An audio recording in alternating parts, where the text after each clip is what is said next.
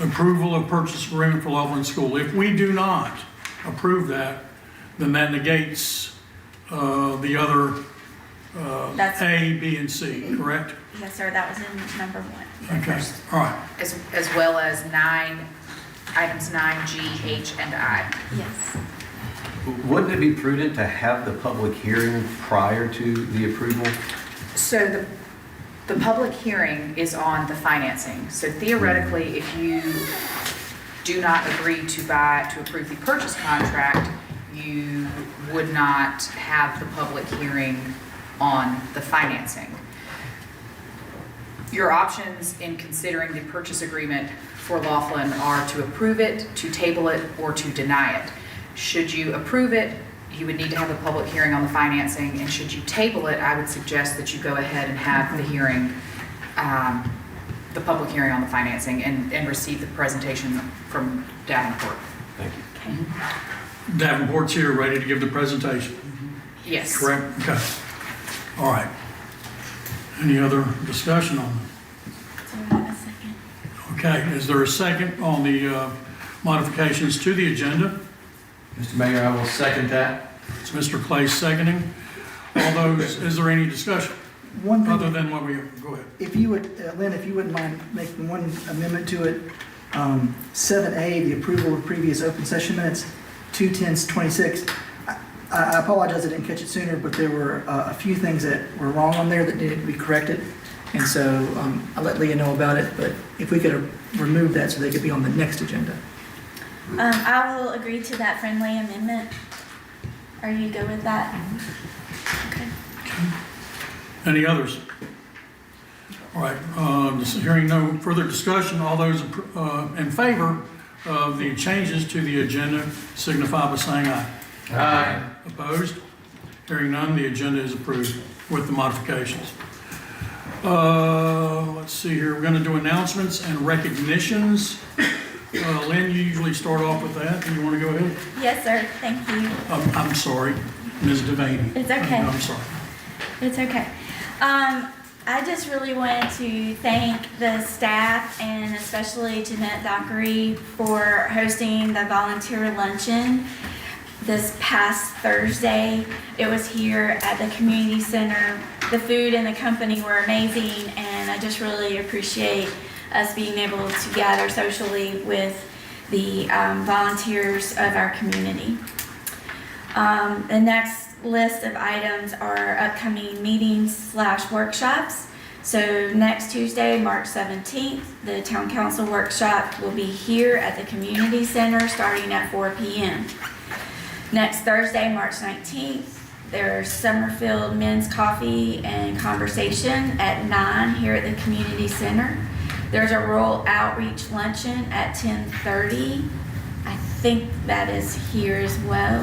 Is that right, Mr. Manager? I believe so. Okay, and then also next Thursday, we have a Founder's Day Committee meeting at 4 o'clock at Town Hall. On Monday, March 23rd, there's a planning board meeting at 6 o'clock at the Community Center. Wednesday, March 25th is the Trails and Open Space at 6 p.m. at Town Hall. Thursday, March 26th, the History Committee at 6:30 at Town Hall. And on Thursday, April 2nd, there's the Men's Coffee and Conversation at 9 here at the Community Center. And Friday, April 3rd, the Town Hall will be closed for Good Friday.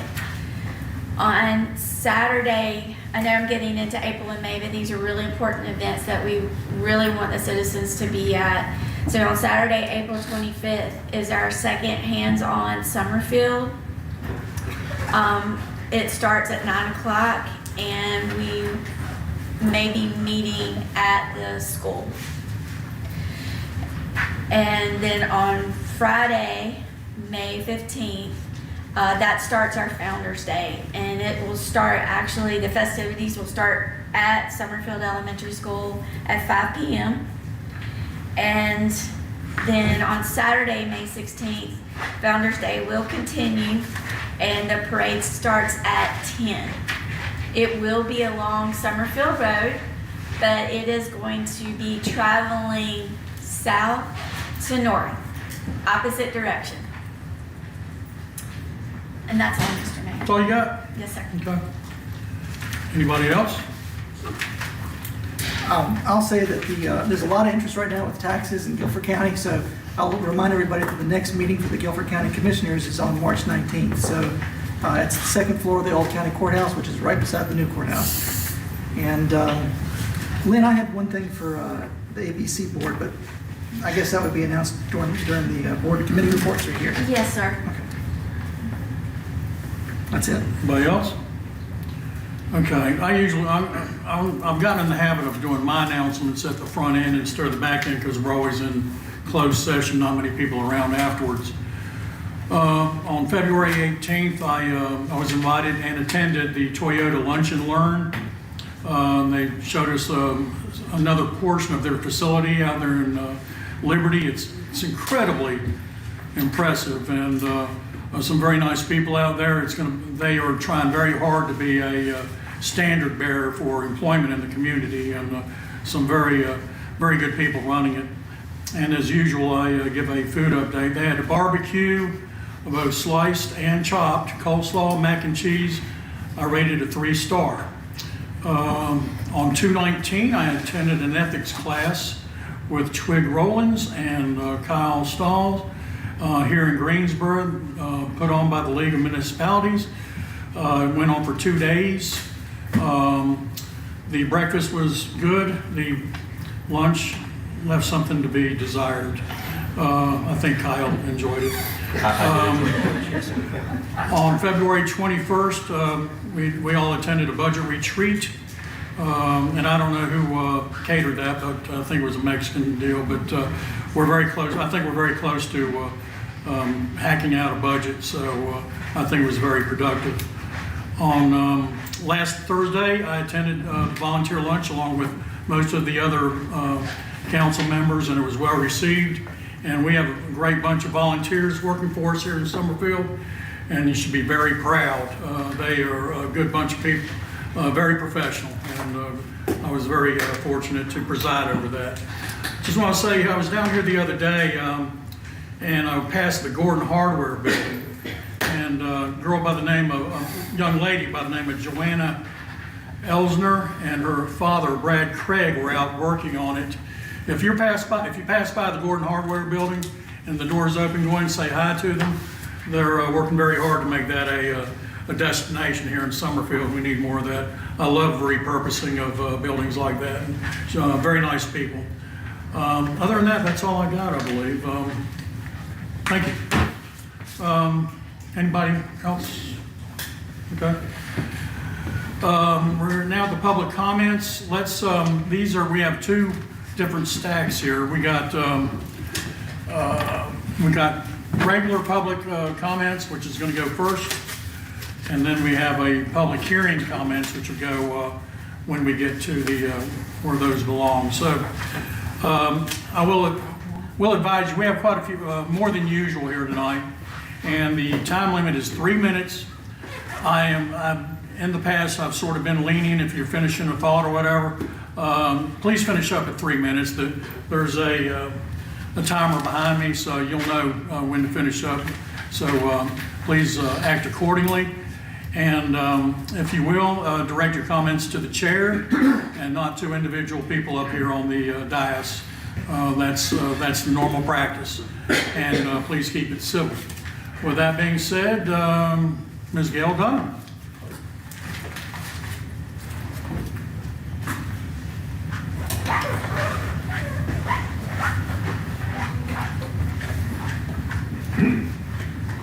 Gail Dunham, 5805 Snail Hill Drive, and I don't like the changes to the agenda, always taking something away from the people. You are government in the closet. We have no public hearings on anything. This is the first time in 2 years, and now you're sitting here, oh no, we're gonna really limit all the topics. You have no public participation. You do everything. You're not helping us at all. I have a comment about the ANY because I think there needs to be some truth telling about this document. This is the resolution you're all gonna probably pass tonight, to take property away from good people, and I don't think it's necessary. I think everyone who's impacted by this should know, it says in here, you're gonna give the manager the authority to cause initiation and use eminent domain, no limitations. He can use eminent domain to acquire the easements necessary for the completion of the ANY Trail project. This is only phase 1.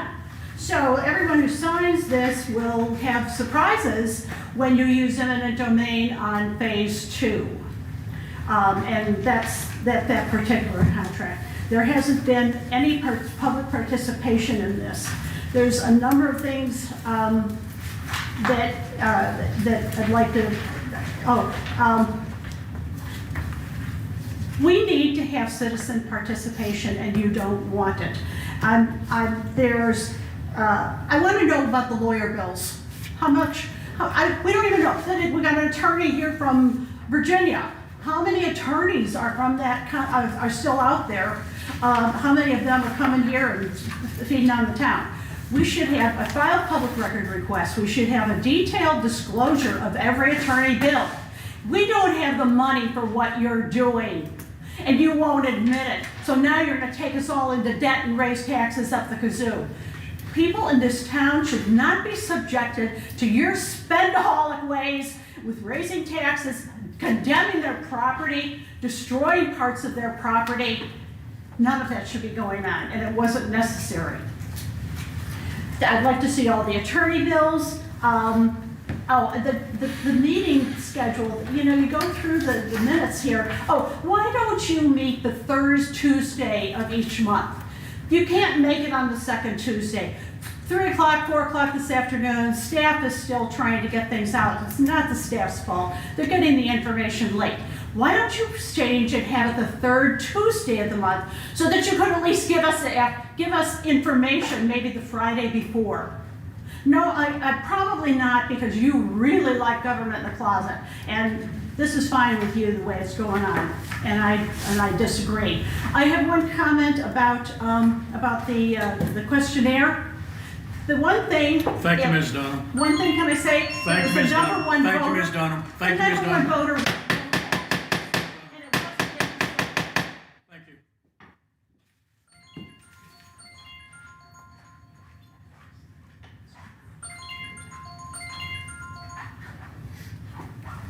you.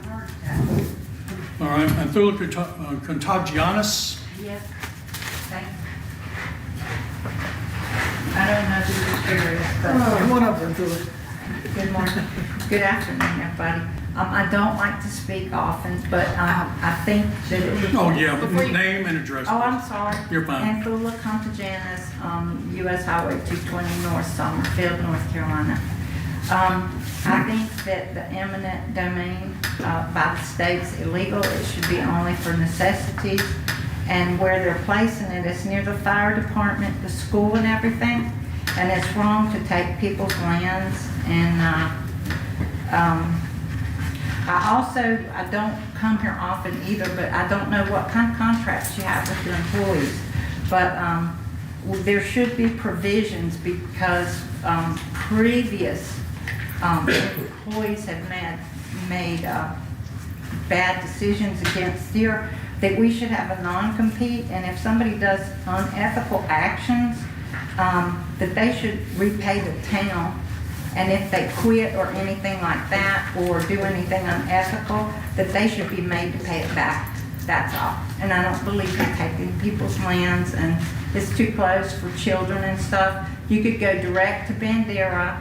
The DOT has enormous topographical maps, and it would go straight to where they're building they're using the $52 million for a David Couch. But that would be difficult, but I think it'd be safer and better for everybody. Thank you very much. Thank you.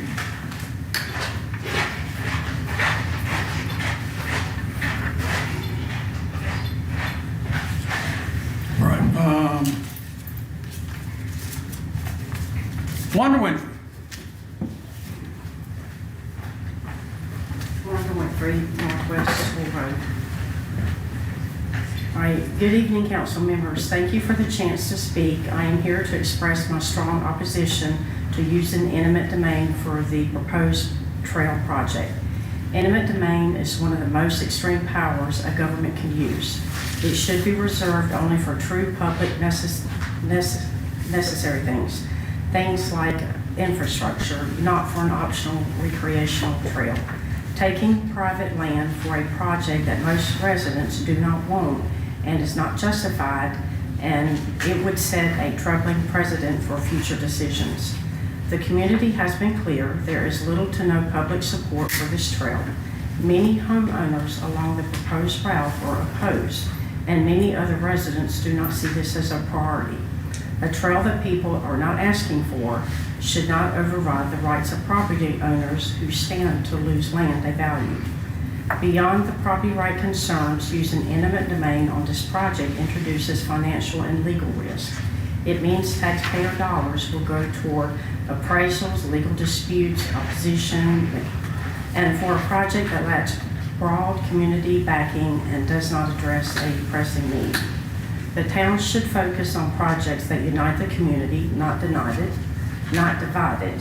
I respectfully urge the council to reject the use of eminent domain for this trail and work on projects that reflect the actual desires of the people who live here.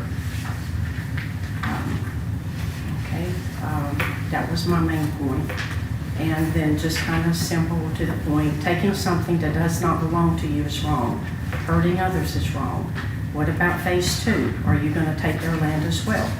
This council will be known for eminent domain, and people will remember that during election time. And somebody had mentioned before that if the funds weren't taken for this project, that would stop future funds coming. And a lawyer said that's not true. Just because you turn down funds for one project doesn't mean you're not going to get future projects. And I think people forget that there's people on this land. And I'm finished talking, but I guess I have a right to stand here. So I just want to stand here and let y'all see me. I am somebody. Y'all are going to take me to court, and that's okay. That's okay. I'm strong and I can do it.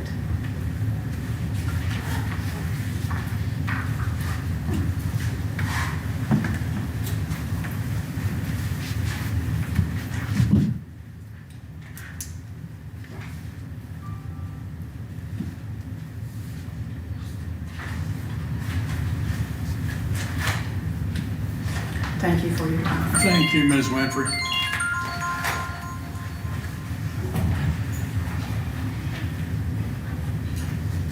Okay. We have Steve Satterfield.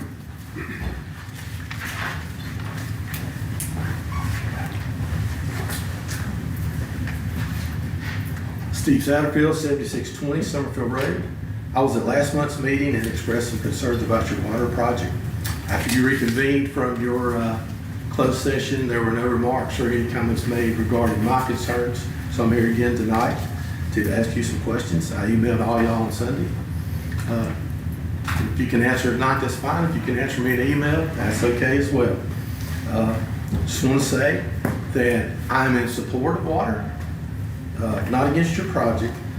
When this first started, Councilman Robinson and Walker asked me if I'd be interested in having water, and I said yes, because I do have an issue with the well and water quality issues at my home.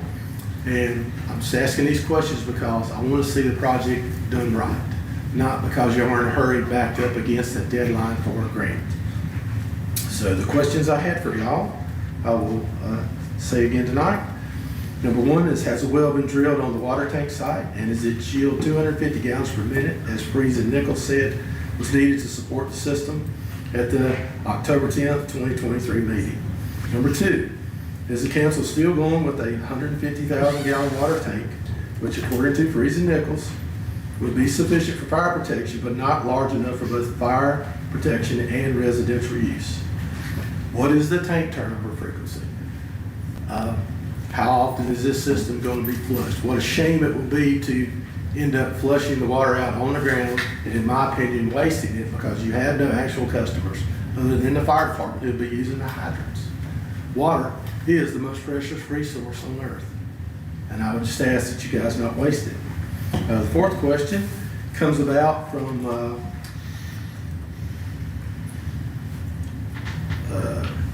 the Connect to Northwest Guilford. There was an article on Mr. Haywood, the mayor.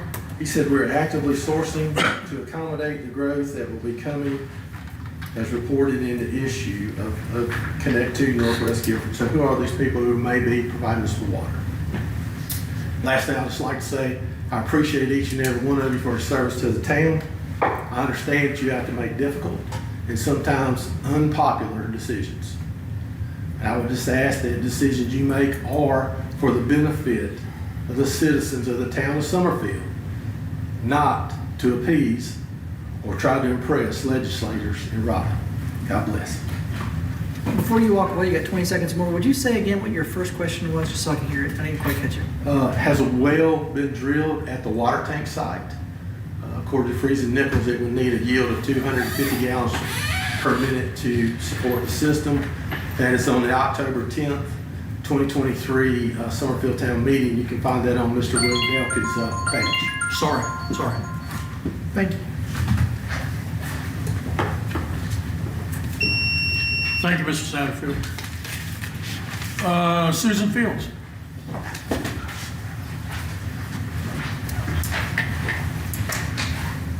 Hello, Ms. Fields.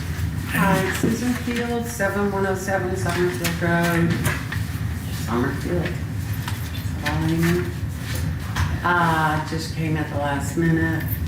I haven't been in a council meeting in many, many years, and we used to just have 5 people up here.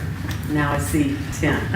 I don't know who's getting paid what, but all I know is we're spending millions on attorneys, as far as I've been told, by a very reliable person.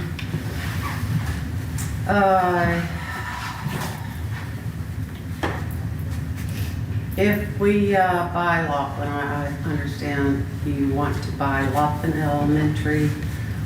What are your plans for it? How much is that going to cost us? Why are we spending so much on attorneys? Period. We need to be more transparent to the citizens. You guys need to be more transparent. So we can look it up, we can find it. We can find out where the trail's gonna go. I've heard it's been changed all different ways. And I'm very concerned about my property and how it's gonna be affected because it's a investment property and I live off of the investment that I've made. And how can we find a copy of this AMWay, Atlantic and Yadkin Trail? And the cost of the curbs and what the curbs are gonna do. Is that gonna be a runoff on my properties? I have 2 on Summerfield Road. Is it going to affect both sides of the roads? I was just told, okay, it's gonna be on the other side, my houses. That's good, sorry for them. But I've heard that it might affect the other side as well, where I've spent years and years of developing the landscape area in front of the 2-story red house, very historic house, over 100 years old.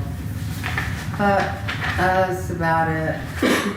I've just got to keep up with everything, but how do I do that?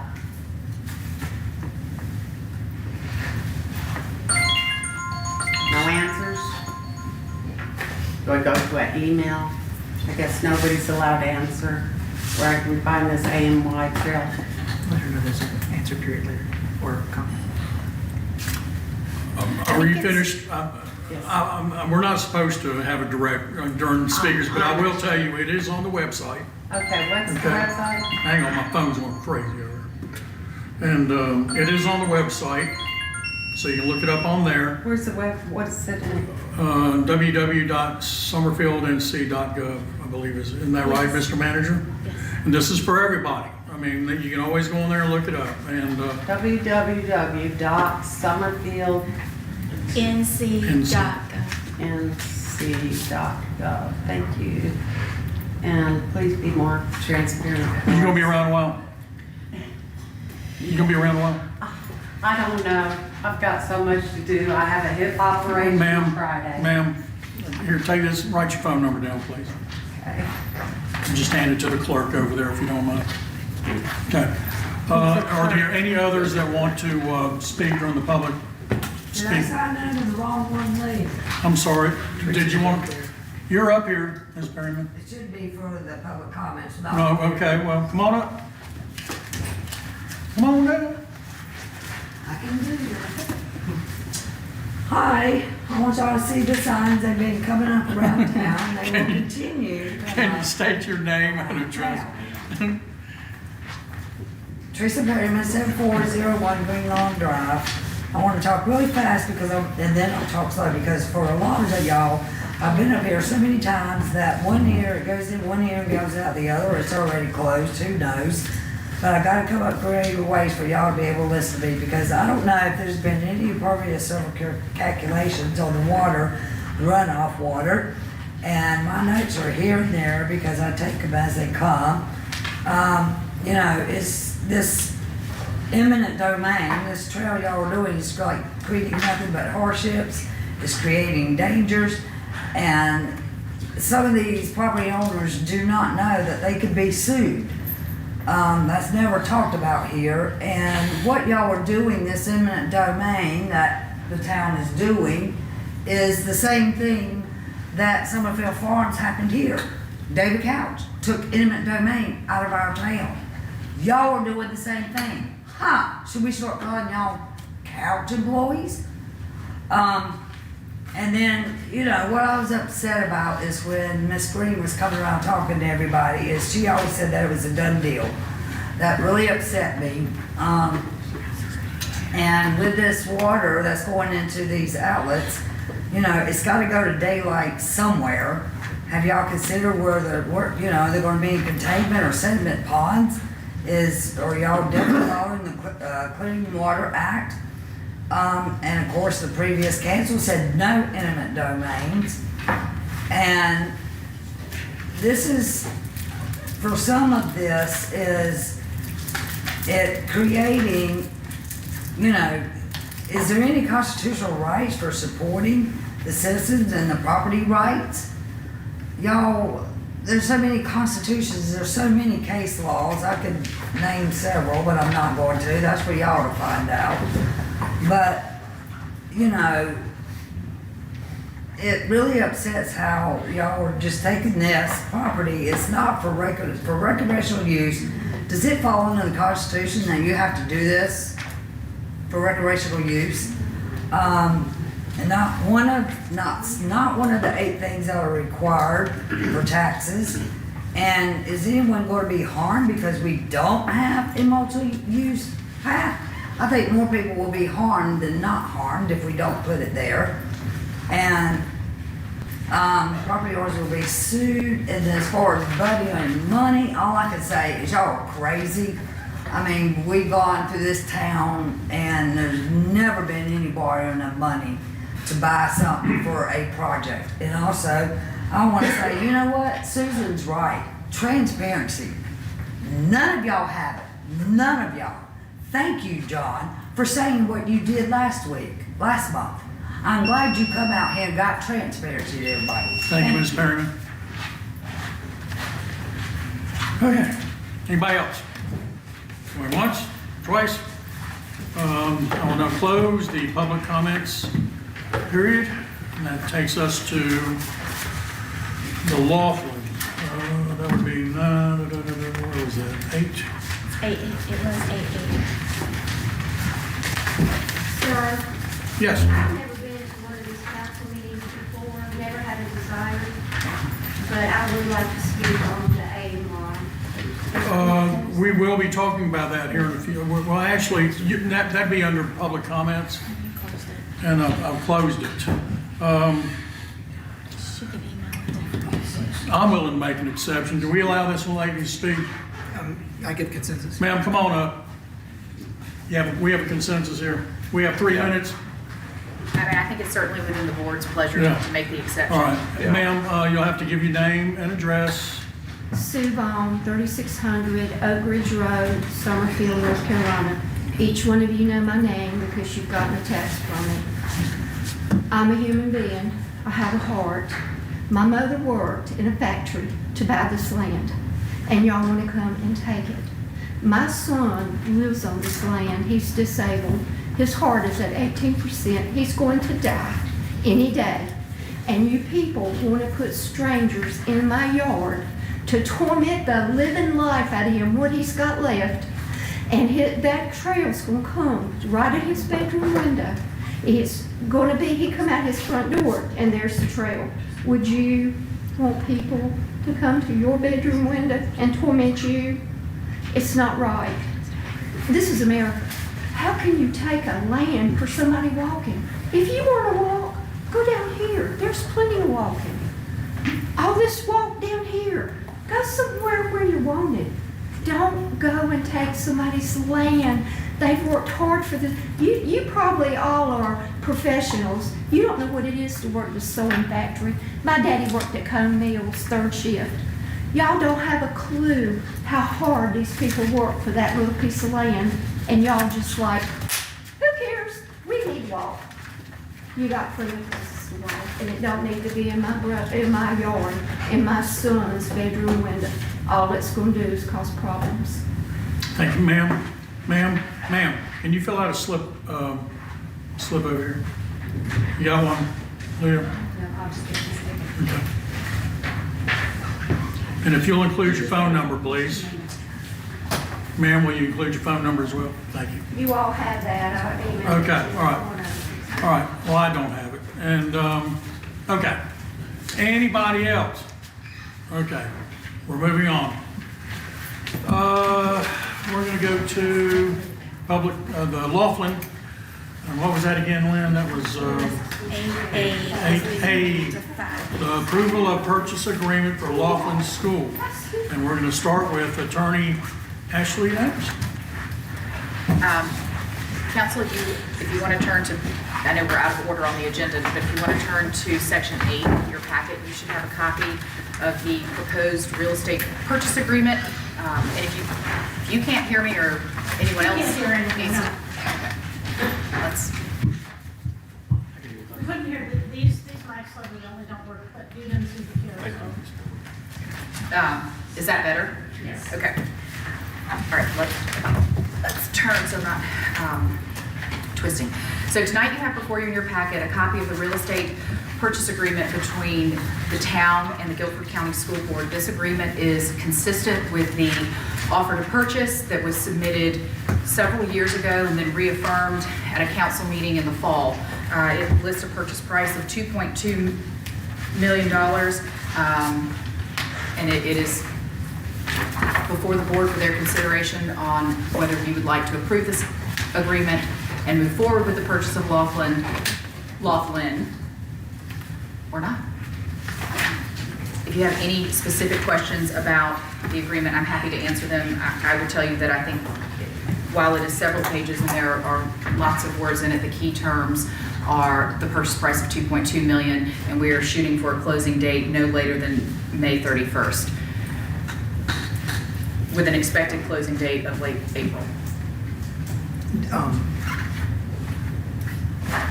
Mayor, Mr. Hamlin. is that okay?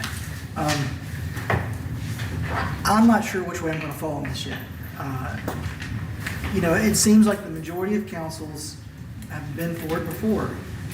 Jeff Davis stated that he was a proponent of Laughlin. It could be a great community center, ball field, basketball, library. He believed there's a lot that you could do with it to benefit the town. Reese Walker stated it could be a strategic acquisition and also said that it would be an amazing town hall. Davis actually even pointed out that if you guys look in your comprehensive plan, it's actually mentioned in there specifically, overcrowded, substandard schools, they don't want to abandon Laughlin Primary.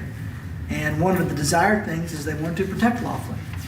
It was mentioned several times throughout there. It said that The property is of sufficient size and location to be attractive for several alternative public uses. And again, this is the comprehensive plan that some folks, loved back in 2010, for a town hall, a library, a community center, a senior center.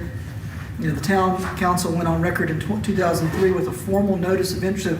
Even back in 2003, the town of Summerfield gave a formal notice of interest in acquiring the property. And as far as action items that were included in the comprehensive plan, the town should maintain its interest in future plans for the Laughlin School property, whether for cultural uses, as a school, or for some other potential use.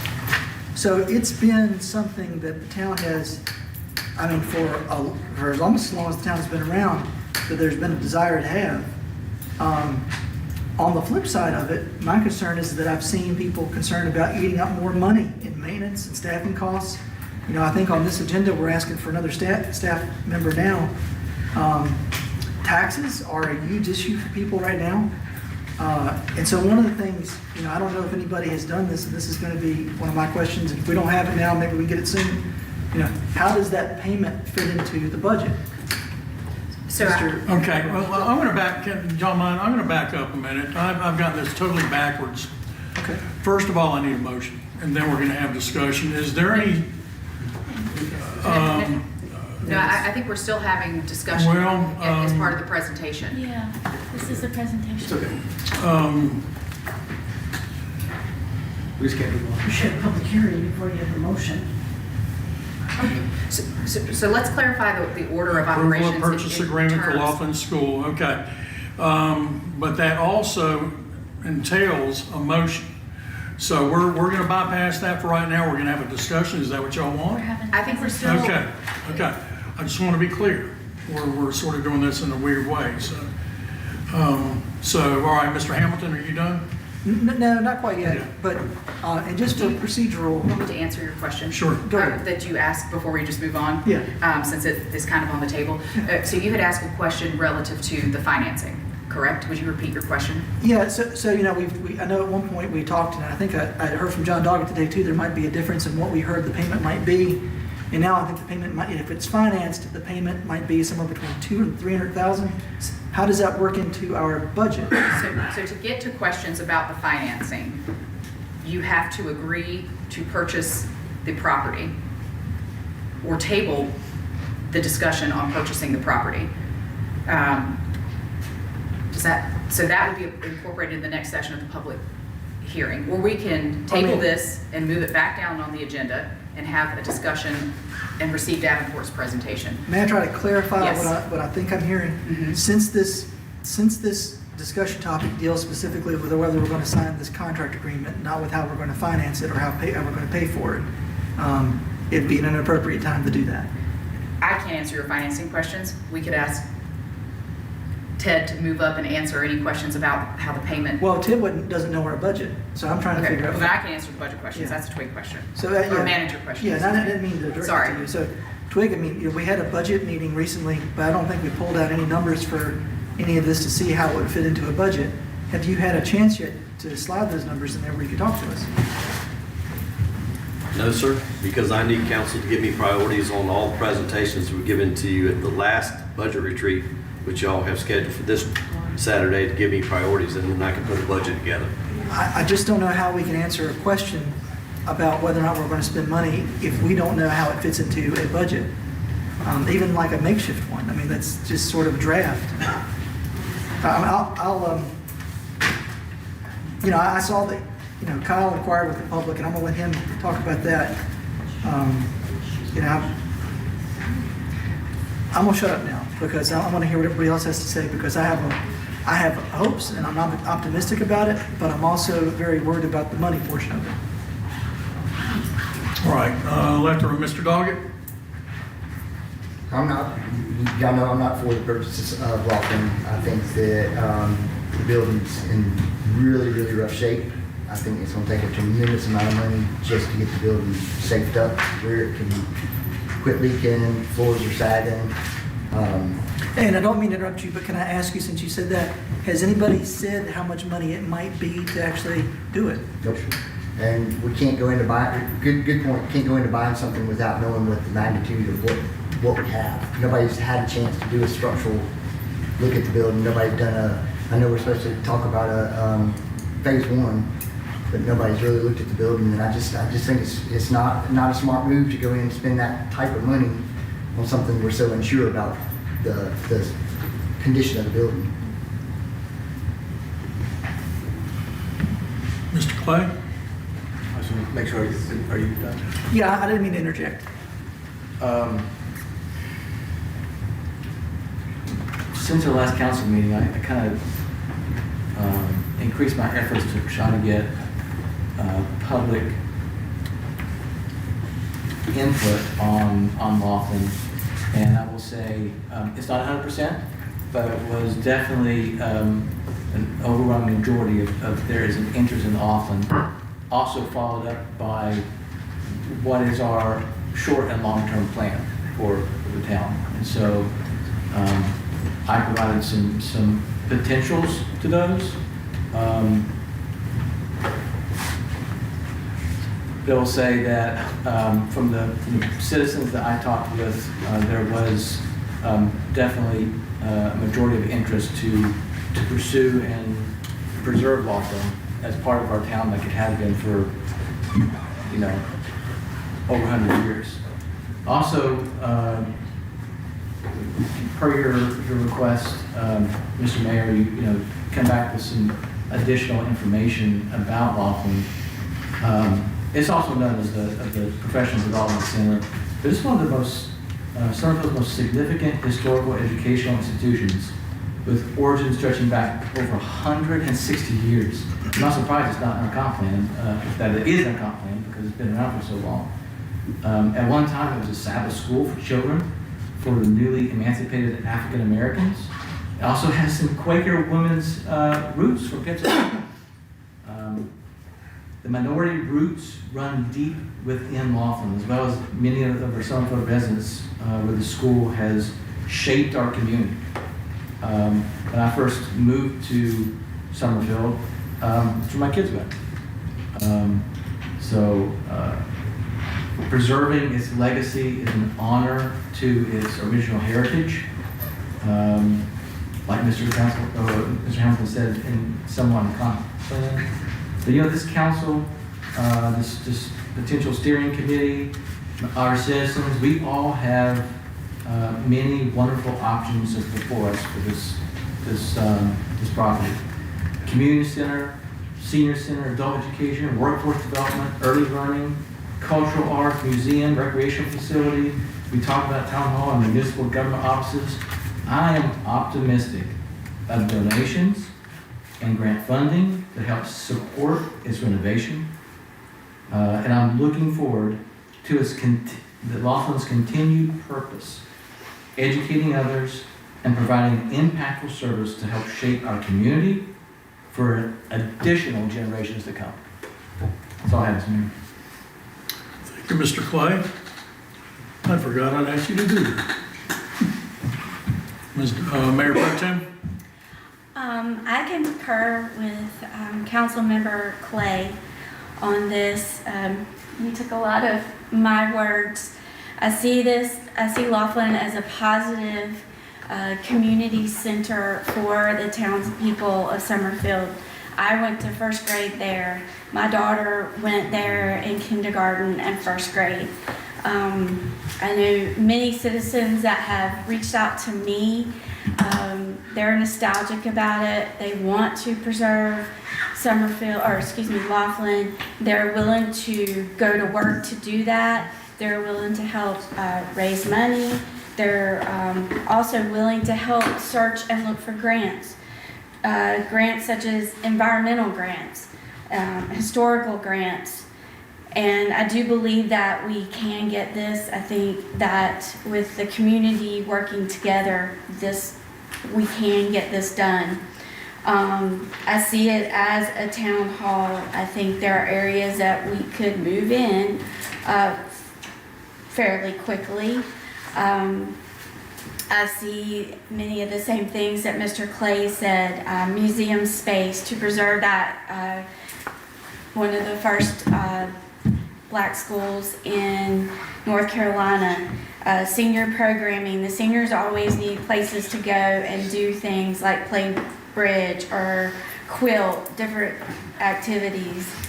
I see a lot of youth programs there. You have the gym, which would be for SRA, other basketball, maybe even pickleball at certain times.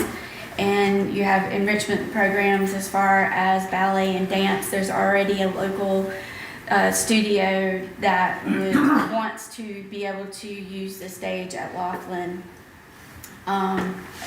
There's a lot of potential here. The mayor and I have even discussed fundraising efforts, and as far as an open house or having a formal dinner there to introduce, reintroduce citizens to Summerfield. So I think this is a positive opportunity. I have had people send in applications to be on the steering committee, and they are willing to go to work. They would have been working on this 3 months ago if they had the opportunity to do this. They're ready, they're willing, they want to do the right thing for Summerfield. Thank you. Mr. Stahl? As most people know, I'm relatively new to Summerfield, moved here in 2023. While I was campaigning last fall, people started asking about Laughlin, and my response was, what is Laughlin? So this is all extremely new to me. So I've been drinking out of a fire hose with regards to this issue, but I've learned a lot.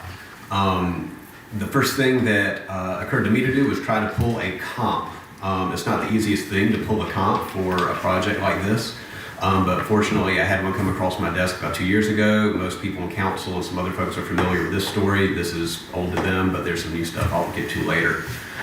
There's a very similar school over in Lexington. It was built at the same time as Laughlin, about 1950, as part of the same initiative. It was constructed as an African-American school. It's kind of, I won't say in the heart of Lexington, but it's well situated in town. It's about the same size as Laughlin, situated on 11 acres. It's known as the Dunbar School. I'm going to continue to refer to it as the Dunbar School. So I'll just give everybody a narrative of that project because it may provide us with some insight into how this could possibly go. Dunbar School was owned by the city of Lexington. It was given by the city of Lexington to the Archdiocese of Charlotte.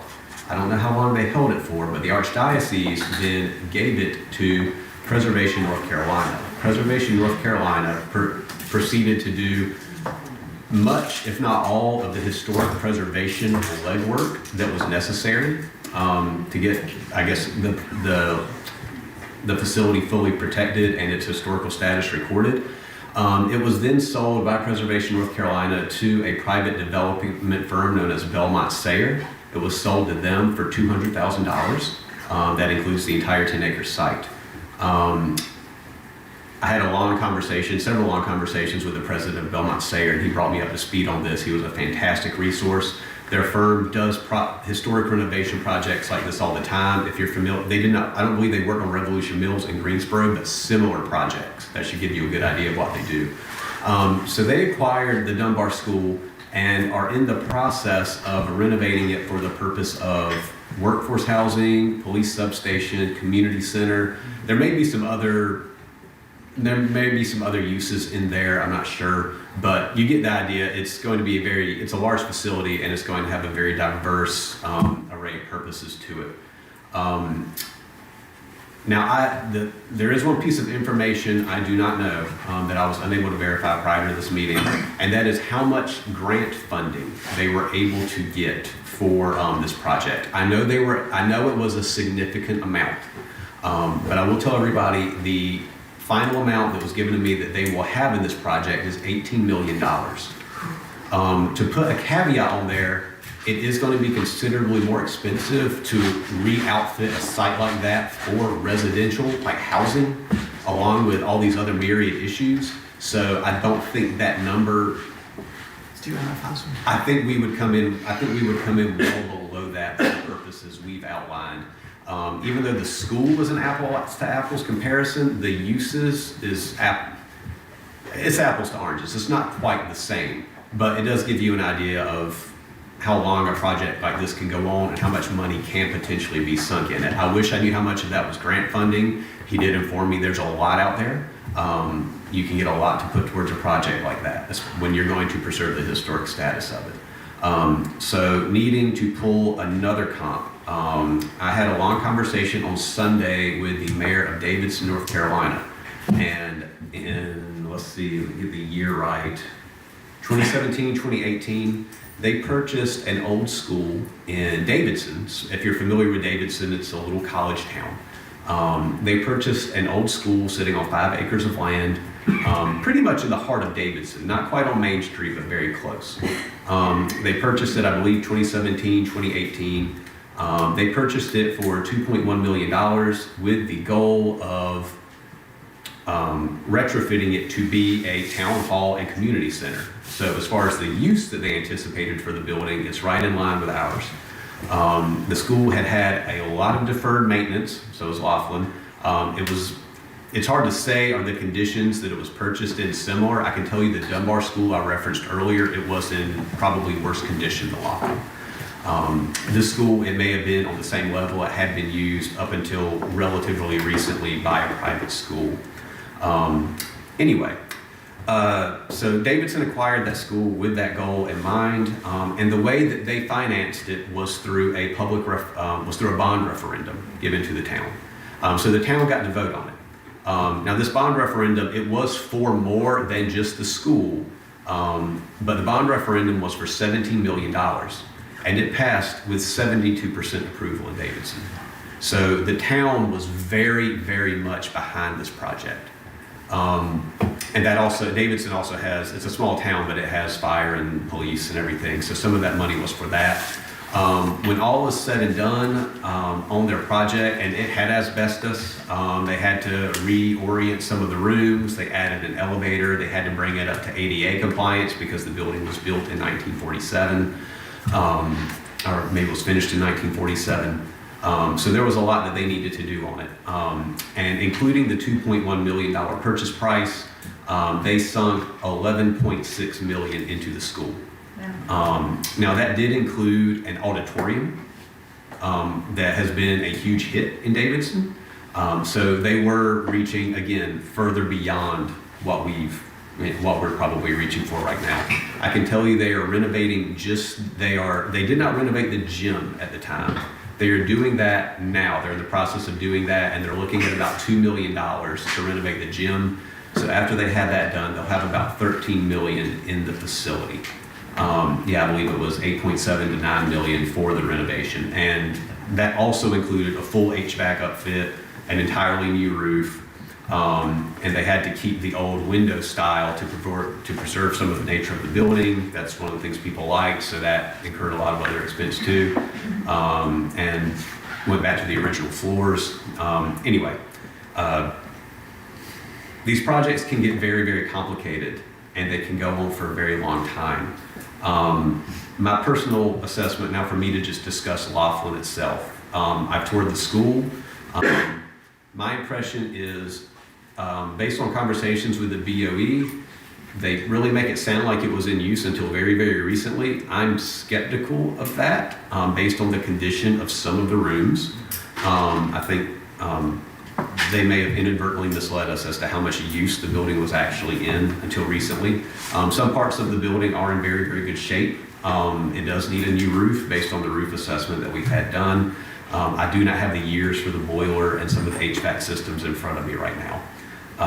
But the school is to renovate it, I think we would be looking for most of the school going down to the studs, so to speak.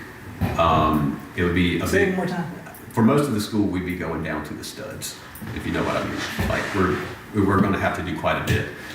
You could probably get some of it, this is just my personal opinion, you could probably get some of it useful with some extensive just cosmetic renovations, repair the roof, new drop ceilings, paint, carpet, you could probably get the central building out there up to snuff for that.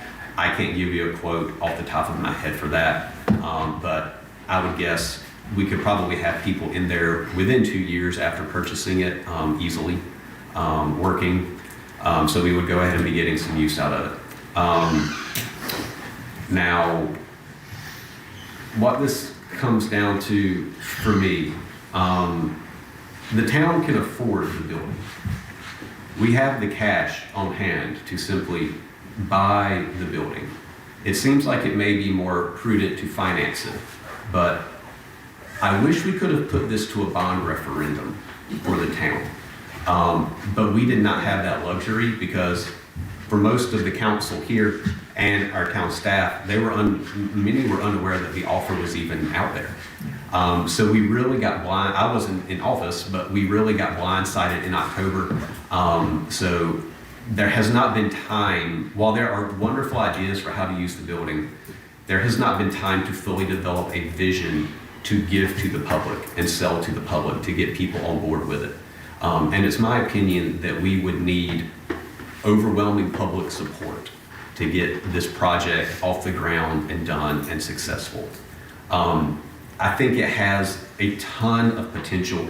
The school in Davidson, their mayor is so proud of this project and how much use the school gets. It is used as an art gallery for local artists. They pack out the auditorium for multiple events a year. They have people champing at the bit to get in the gymnasium when that's open. It's been a wonderful project for their town. But it's also been a very expensive project, and it was something that the public had to get on board with. So basically, some of you are aware, I put out a bit of a call last week saying, hey, please tell me what you think about Laughlin. Anything at all. I had a few folks get back. I didn't see much of a response. I got a few responses quietly. I got a few text messages. There were a few on the internet. I can tell you it wasn't a great turnout, but I tried to tally it up. So, I've got 8 yeses. I've got 8 strong yeses, 4 strong no's, and then I've got 3 maybes. What would it call? I don't know. And the 3 maybes were generally the most thoughtful ones, where it's like, I see a lot of potential, but I don't know about the cost. I could identify with that. So I know I just kind of dumped on y'all for a while, but based on what other council members and the mayor have encountered, do you think there's strong enough public will to get a project like this done? Make a procedural recommendation. Yes, absolutely. So, is this back on? Okay.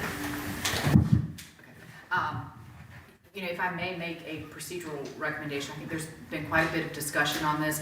You have already arranged for a public hearing. People are here. You have the number of citizens that have shown up to speak. If there is a desire for public input, you could certainly, unless you all feel very strongly one way or the other about which way you want to vote and you want to vote on this issue right now, I would remind you that you have the option to table this issue, have the public receive the Davenport presentation, have the public hearing where you can get your citizen input, have some more discussion on perhaps the financing piece of it, and then revisit the idea of whether you want to purchase Laughlin. My suggestion is if you want to pick that back up tonight, please do that before, let me find, I have so many papers, I'm so sorry. Please do that before you get to the findings resolution. But before we table it, Mayor, may I ask one question? Chair recognizes Mr. Hamilton. Hey, Mr. Doggett, you heard Mr. Stahl's talk. Is that kind of what you see too as far as the work that needs to be done? Oh yeah, it's tremendous now. But along the lines of the public support, if you look at the history, this will be the 4th time the town's tried to do a town hall and it lacks support. And so this is even a bigger chunk than the last town hall. I've heard people say anybody who votes for a town hall, that would be the last vote you get. And but of course, it could be used for other things other than a town hall, right? Municipal stuff. So you do have to list and that's on that resolution as well. Correct. You're limited to certain municipal uses to maintain your tax exempt project status. Thank you. Mr. Stalls, down in Davidson, are they anywhere near revenue neutral? I mean, breaking even on it? I mean, are they charging for the use of that facility for like meeting spaces? They are charging, but it's a very small amount. Yeah. You're looking at about $75 an hour to get some of the meeting spaces and stuff in there. I believe their auditorium's a few $100s an hour to get. With the college right there, they do have, they have writers come through, artists come through, do talks and things like that. So they want it to be accessible. And their citizens are generally more in favor of getting it used rather than having it be a revenue generator for the town. I'm not familiar with Davidson's finances. I would assume they're fairly strong. They do have a 25-cent tax rate, a bit higher than ours, Yeah, I didn't have a chance to really dive into how it fits into their finances. Okay. Before we go to a 25-cent tax rate, I'm resigning. Me too. I do not want to be part of that discussion here. And we're moving as well. The Florida, I don't think we Yeah. Let me know if that comes up, I'm leaving. Any other discussion? See, I'm a little bit flummoxed here. This is supposed to, the way this usually works is somebody makes a motion, then we have the discussion. So we're having the discussion in order to get to a motion. Mr. Mayor, may I ask a The question? chair recognizes Mr. Clay. Thank you. This goes to our town attorney and our town manager. I know that we are unfortunately under some time constraints, and you had mentioned the potential for tabling this, which could mean another 30 days, and I know that Guilford County Board of Education is expecting an answer at a certain time. What kind of risk does that put us if we don't move forward tonight, we table it for another? So to clarify, my recommendation is to table it for 2 more items and pick it back up tonight. Because if you want to stay in the current financing schedule, we need council action tonight or some direction. Or we will need another special called meeting. So my suggestion, What about the public hearing? if it is the board's pleasure, would be to table it, receive Davenport's presentation, have the public hearing, then pick it back up. Because if you're not going, should you deny the resolution approving the purchase agreement, should you vote not to purchase Laughlin, there is no need to do the findings resolution authorizing the financing, selecting a lender, and authorizing the manager and finance officer to submit an application to the LGC. So I move that we table this until after I'm sorry. May I ask one last question? Per our town policy of parliamentary procedure, we've already approved the agenda. Can we move that? Are we allowed to move that around? You can table an item to a date certain, and I think that, if you don't want to put, I'm truly asking. Mr. Clay, anything can be changed with an approval of the majority of the board. I do know that. If you want to make a motion to do something, state your motion, let's see if it passes. I'd like a public hearing. I think you can learn a lot. I move to table this until after the public. All right, there's a motion until when? Until after the public hearing or yes, I think to What are we table doing after here? the public hearing. after the public hearing. There's a motion. Excuse me. Go ahead. Just clarification on that. Is it, you said table it for 2 items, so that would be public hearing and the presentations. So assuming y'all move and approve a motion to table this discussion, my suggestion would be, the next item would be the presentation from Davenport on the public financing. Then you would have the public hearing, which would give you the opportunity to hear from the citizens who have come tonight, and you could have more board discussion related to the financing and the acquisition, and then pick up the vote on the acquisition. And I apologize for the nature of this presentation and how it has been a blending It's an unusual situation how it came about, so I appreciate of presentation and discussion. Because tonight before you have a contract, and as your town attorney, I can only speak to the legality of it. I do think the public policy issue behind the purchase is really Ms. Anderson, we'll work our way through this. Do you want to amend your? Well, no, it's the same thing. I moved to table it until after the public hearing. So we still. No, the presentation. She's saying let's do the presentation first, then the public hearing. Right, so that doesn't change anything. This will fall behind. Okay, you're making, all right, would you restate your motion, please? So I moved to have this tabled until after the public hearing, which comes after the presentation. tonight. Tonight. All right, okay, is there a second? I second. Seconded by Mr. Stalls. Is there any discussion? Hearing none, all those in favor of Mr. Hamilton's motion signify by saying aye. Aye. Opposed? Motion passes. All right, Mr. Davenport, Public Finance. Here we go. So I will transition this to Ted Cole. You may remember him. He came and spoke at a workshop. I'll let Ted introduce himself. Okay, good evening. Ted Cole with Davenport. I believe in your packet there is a slide deck. I don't know if you all had planned to put it on the screen or not, but I'll leave that up to you. Our presentation is about the potential financing of the project. Obviously not here to pass any judgment on the merits of the project, et cetera. So just strictly, what would a path be to finance the acquisition of the project? We were engaged to do a financing process. I'm on page 2. The page number's in the bottom right corner. We developed a request for proposal. We do this weekly, literally, throughout the state, large and small dollar amounts. In this particular case, the RFP was for $3.34 million. I'll give you a little more detail on that amount in a moment. I'm on the second page while you're getting it ready. That was put out to a number of lenders. We've got a very long list of banks that we share that with. Once it goes out, it's out for 3 or 4 weeks. We reach out to banks, we answer questions, etc.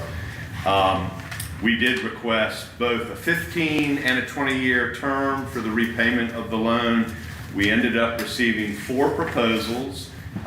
Some of these banks may not be household names to you all. They may not have a presence in the town or the county, but they're regular providers of financing for public projects like this. So Webster Bank, Capital One, Pinnacle Financial, and First National Bank. Those were who provided proposals. If you go to the third page,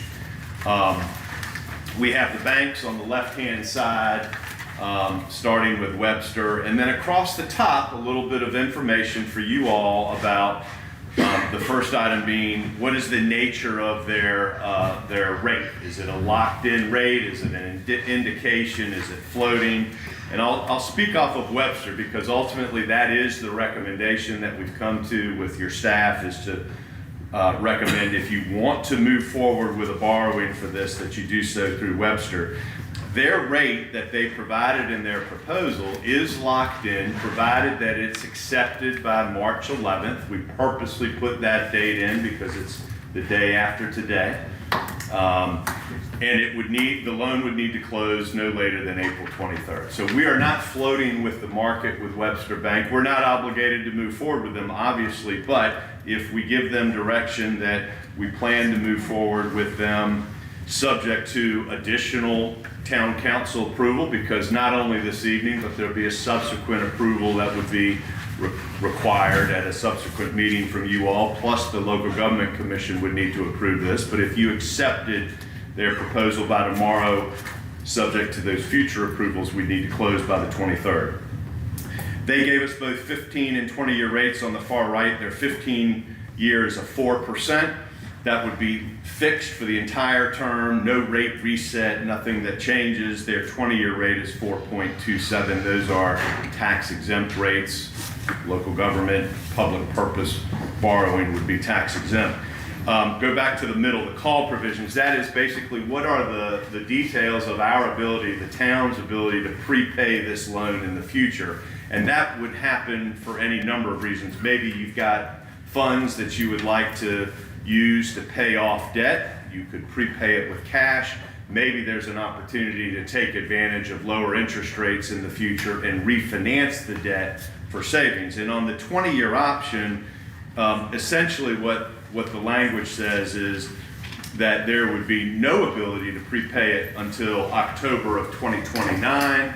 Between October of 2029 and 2032, you could prepay it in whole or in part with a 1% penalty. After 2032, you could prepay it in whole or in part without penalty. It's at par without penalty. So you do have the ability to prepay it if there's a desire or a need to, roughly, 3 years from now, give or take, and then no penalty after 2032. You can go down the line on the right-hand side, you'll see the other rates, close, but they're not as competitive. That's one of the primary reasons we've come up with the recommendation we have to move forward with Webster. But you can see where Capital One was, Pinnacle, First National, there was a little more involved in their proposal. They weren't able to give fixed rates for the entire term. They would give a 5-year rate that would have to reset in the future, or a 10-year rate that would have to reset, and not competitive. Any questions on that? Oh, excuse me, sir, you said there was Pinnacle and First National, you just threw them away, or I don't see them here, where are they? Am I missing? Well, they're on page 3, but when you get into page 4 and beyond, correct, we're looking at Webster and Capital One. Those are the two you picked, and that's it? Okay, That's right. I got you. Okay? If you go to page 4, the left-hand side is the 15-year term, and we've run the analysis for both Webster and Capital One. You'll see the rates, right? Webster over 15 years is 4%, Capital One is 4.25, 4.24. Look at line 8. What we have solved for here is a project fund, which is the amount of money, if we were to close this loan, the amount of money that you all would receive at closing for the project, right? $3.14 million. Now, the purchase price, I think I heard, was $2.2 million. The $3.14, we purposely, in talking with staff, added some dollars to this borrowing to provide some funding for improvements to the facility. So $3.14 million plus cost of issuance to close the loan. That's how we get to the top line number on line 5 of a loan of $3.34 million. So the loan has a face amount of $3.34 million. After you pay the cost of issuance, you've got 3.15. Our cost of issuance will be lower than what we've shown here. That's been fine-tuned. Cost of issuance are closer to about $150,000. But call it $3,150,000, give or take, is what would be available to the town at closing to purchase the facility and have dollars available for whatever improvements you would want to start with. The closing on line 12, we've assumed an April 21. Payments would begin next fall, so nothing in the current fiscal year. Payments would begin in fiscal 27, which is the budget you're working on. You can see that down below, what the payments would be by fiscal year. That's principal and interest. And down on line 37 is the total payback over the life of the loan, principal plus interest. And again, that's the 15-year term. And then same setup on the right-hand side, the 20-year term. Delivering the same funding amount, just an extra 5 years of amortization, higher rate because it's 20 years, but a lower annual payment, just like an analysis you might go through if you're looking at different mortgage rates and terms. So this is what your payments would look like, particularly column D, for what it's worth. That is the recommendation for the financing, if you decide to move forward. Webster Bank, 4.27% fixed for the full 20 years. You have the ability to prepay it in whole or in part in the future if there's an opportunity, a desire, or a requirement to do that. And you can see that first year, fiscal 27, the payment would be about $230,000. It would step up that's a partial payment, it's not a full year. And then we would have your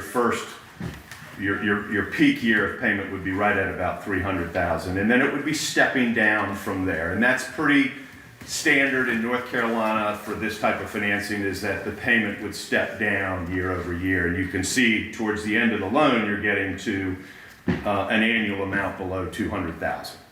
That is the structure of the debt that the local government commission would want to see.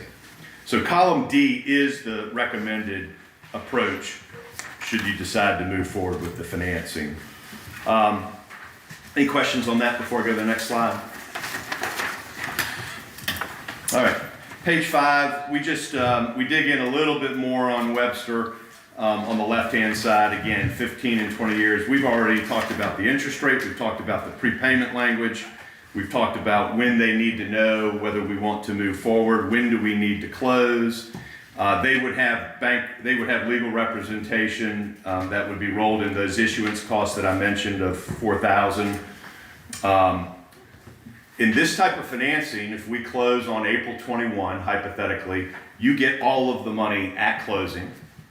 Interest starts accruing on the loan immediately. You can put that money, if we were to move forward with Webster, you can put that money in whatever account you would like, and you would earn interest on that money while it's sitting there ready to be spent. That's typical. So Webster's not requiring that that money be held with them. You're allowed to put it in the account of your choosing. Credit approval, preliminaries approval, all of these bank proposals are subject to documentation, but it would be a very rare event that they would not be able to close a loan. They don't submit these proposals lightly. They've done quite a bit of work on the town's credit. It's really just to make sure that the documents are all developed appropriately and to protect themselves if there were to be some unexpected event that would occur at the town that would impact your credit, financial situation that might have been uncovered, or a legal event that would happen before closing. So no concerns about closing the loan if you decide to move forward with them. Gilmore and Bell is the firm that they work with, not a household name, but again, they represent them on a regular basis. This type of debt, there's a public hearing that y'all will hold. There will be an opportunity if you decide, I'm not going to get into your agenda, but if you decide to continue this discussion, there will be a resolution for consideration. That's the first of 2 approvals. If that public hearing's held, obviously if you agree to move forward with the purchase, and the first resolution this evening is approved, there would be a second approval at your April, we've scheduled it for your April, I believe, 14th meeting. Yeah, April 14th, that would be required. So there's a public hearing, an initial resolution, and a final resolution. That is the town council actions required. So that's the process for this type of debt. This debt would be secured by the facility. Webster Bank will be looking for certain things as it relates to the collateral, title search, title insurance, response to an environmental survey. They'll do their own flood search if there are things like surveys or appraisals. They would ask for those, but they're not going to require them. Pretty standard requirements they have. They're very consistent in the things they look for when closing loans secured by real estate. Their 15 and 20-year proposals are on the right, just so you can see what they look like relative to each other. They did have the best rate for 15 and 20 years. So you can see the annual payments.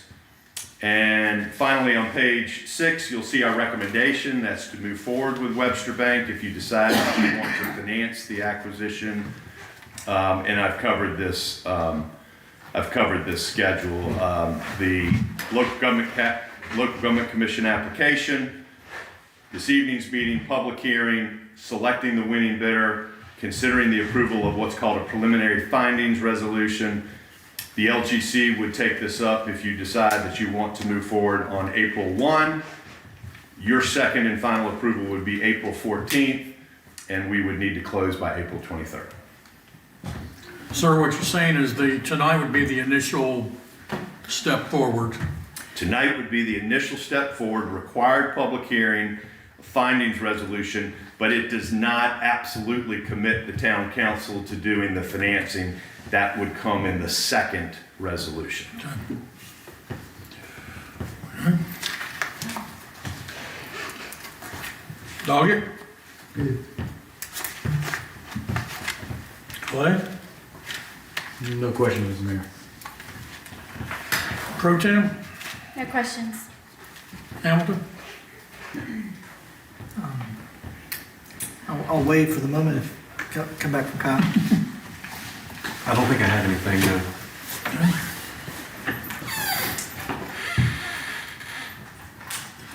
So you can see those gears just spinning in your head. They're broken, most of them. Okay, so you're saying column D, you're advising on the 20-year? Correct. That is a recommendation that we've included here, and it's informed by discussions with your staff. Just 30 seconds more to make sure nothing. And if need be, or based on donations, grants, any other income, we can pay this off early and there's no penalty. There is, let me just make So sure. where does that 1% fall? Sure. After September 30th, I'm on page 3. After September 30th, 2032, you can prepay it in whole or in part without penalty. Okay, wait a minute.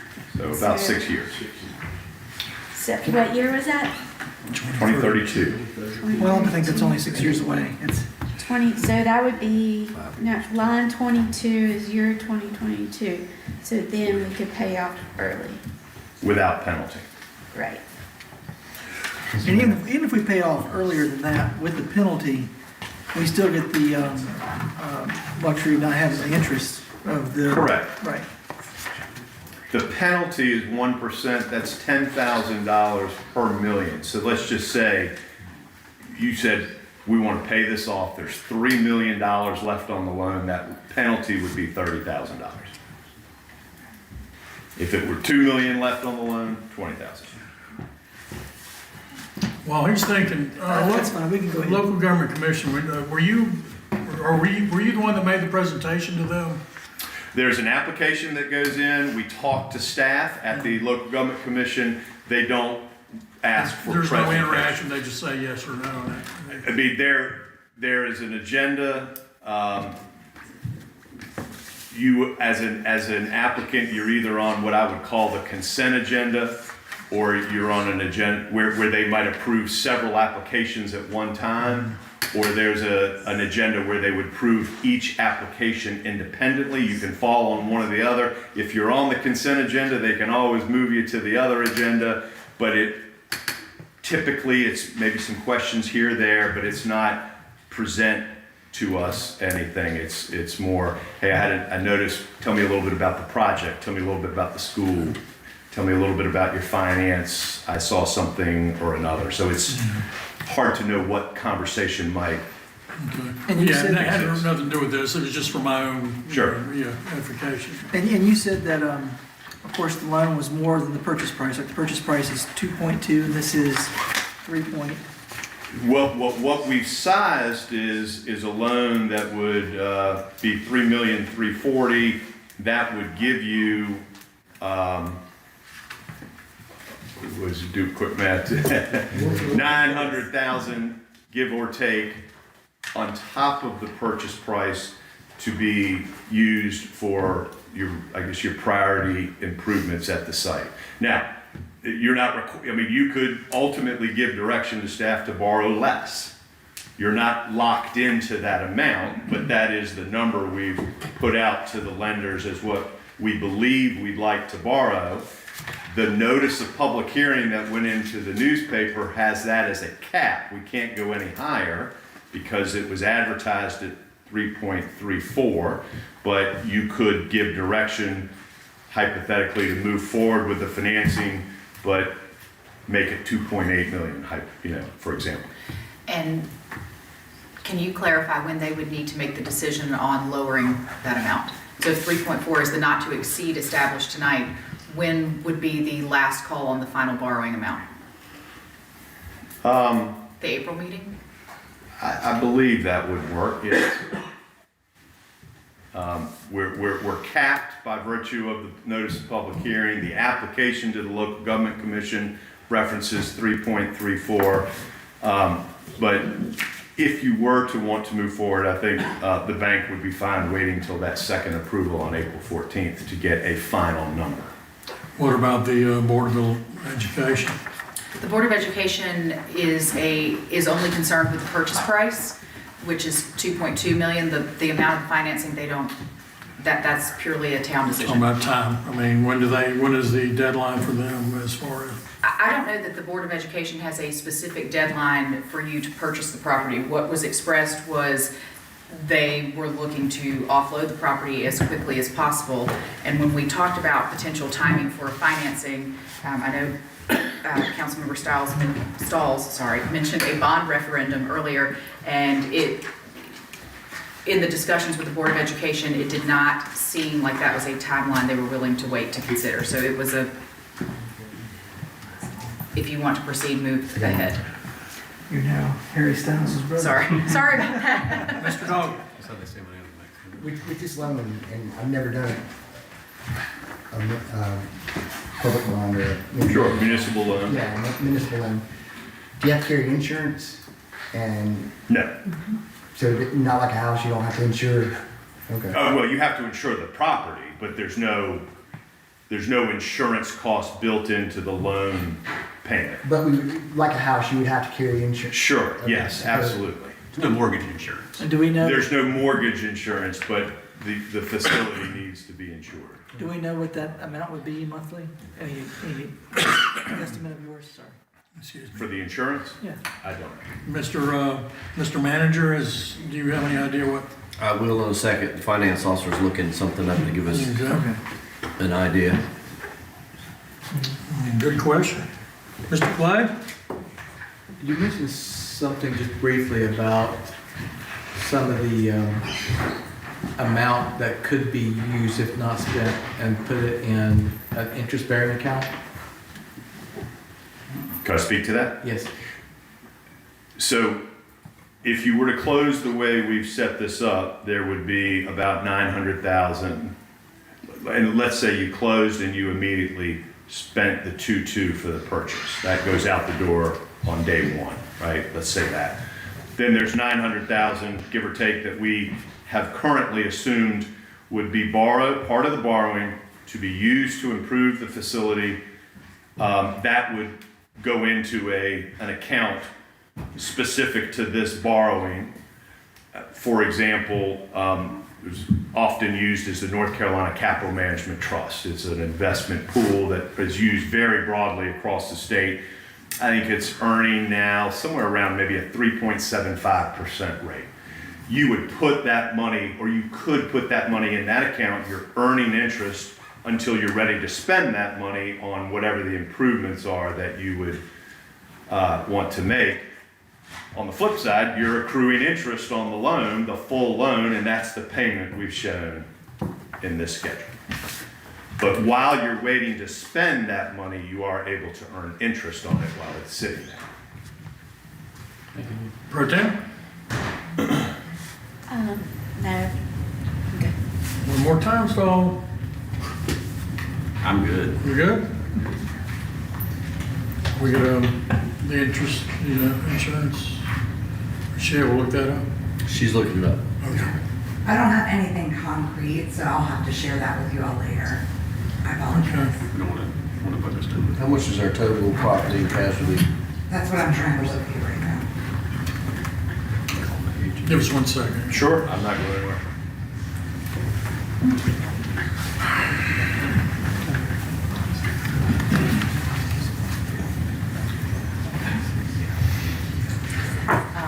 While Jen is looking that up, no pressure, Jen. Ted, could you just talk a little bit about sort of the timeline? I know you mentioned that Webster's proposal expires tomorrow. Yeah, what happens? Yeah, that's a great. Can you, If we're not able to say we're planning to move forward with you, they would say, that's fine, we're still interested in the project. If you do decide to move forward with us, I don't know whether they would hold the rate. That would be a question we'd have to ask. So I think as you think about considering the findings resolution, you have the option to strike Webster from the proposal. If you weren't ready to commit, you could do the findings resolution. If you decide you want more time on whether or not to purchase the property. That's You what I'm could thinking. table the purchase agreement theoretically, and Ted, don't have a heart attack right here. You could table the purchase agreement to April. You would have to restart some of the RFP process very quickly in April. Like, it's possible if Webster's offer expires to redo the RFP process. And we could do that, or we could go back to the banks that provided proposals and say, what's a new rate? If It that's could actually go down. It could. Yeah. A lot of volatility in the market right now with things that are going on that weren't going on when these proposals were provided, but Yeah. Ted, if the board decided to table it until April and you had to go back to the banks and get updated rates, would there be additional costs from your firm to do that above what we've already committed to? Yes. How about for Sands Energy?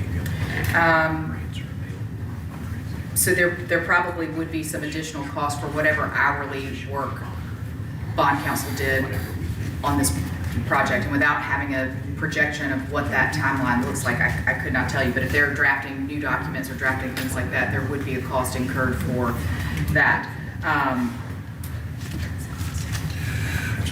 Sir, you have 6 minutes. We've got 2 speakers. Oh, yeah, sure. Can you sit down? Let's hopefully Happy to come back. Okay. I believe there is a reasonable expectation if you went to Webster and said, we need a couple weeks, Okay. that they would hold Well, that it just rate. went to 9 minutes. Is that okay with y'all? You want to hear some spiel? Y'all want to, Yeah, let's hear. you want to hear? You need to open the public. Right, I can do that, yeah. Is that okay with y'all? Yeah. Okay. While we're waiting on some figures from our esteemed finance officer, we're going to do the public hearing for this project, and we're going to start with Ms. Beth Kaplan. Mr. Mayor, you have to have a motion to go into a public hearing. Okay, I need a motion to go into the public I hearing. move that we go into the public hearing. Okay, thank you, Mr. Hamilton. Is there a I'll second? second. Any discussion? Hearing none, all those in favor? Aye. Opposed? All right, we're now in public hearing. Ms. Beth Kaplan.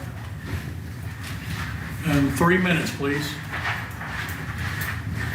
Beth Kaplan, 7979 Highland Road. so we could hear some of her change? It's not on. Is it not on? Could only turn the microphone. I hear she I just, heard it. No, No. that was I think me. it was this one. We got it's like a ventriloquist mic that we got over here. there you go. Beth Kaplan, 7979 Highfield Road. Am I for saving Laughlin? Absolutely. I went to school there. Am I for the town of Summerfield saving Laughlin? Absolutely not. Look at the Martin House, look at the Gordon Building, look at how much money we spent on doing town halls, and then it got too expensive and we quit. We're spending $1 million in interest on a project that we may never bring to completion. And you guys only have $900,000 to bring it up to code because, as Councilmember Stahl stated, it's been empty. So it's gonna have to come to code. It's been not in use. So I think it's a really bad idea. NC preservation, love the idea. Turning it into apartments like up in Madison where they did with that school, love the idea. Town of Summerfield managing it, not so. Thank you. Thank you, Ms. Kaplan. Ms. Dunham.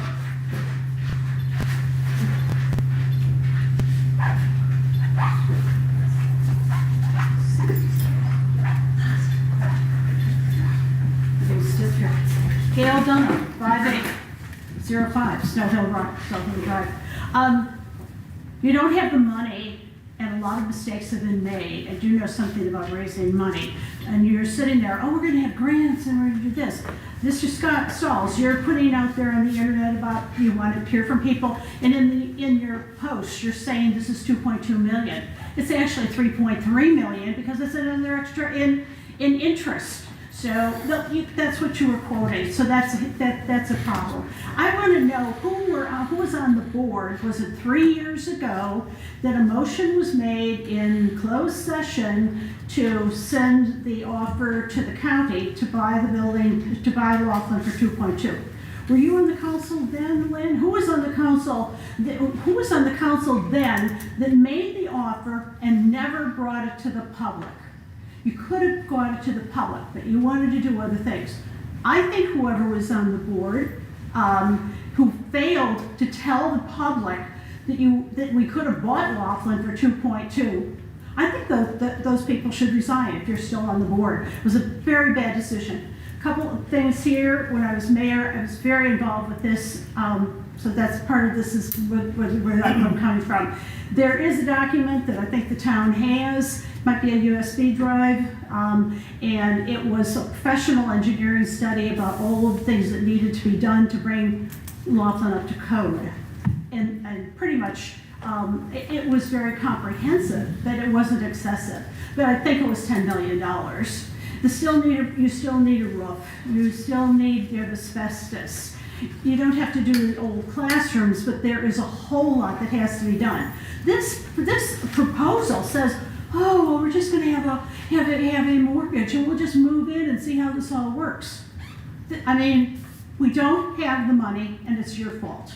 Also, in January a year ago, when the manager wanted to do all the maintenance inside, now we went from 12 employees to 22. We're spending out of control. You are still spending all of this money on lawyers. I would like to see all of the lawyer bills for the last 3 years. And maybe if you looked at them and saw where you had been blowing money, you might realize that you put the town in the situation where we can't do it.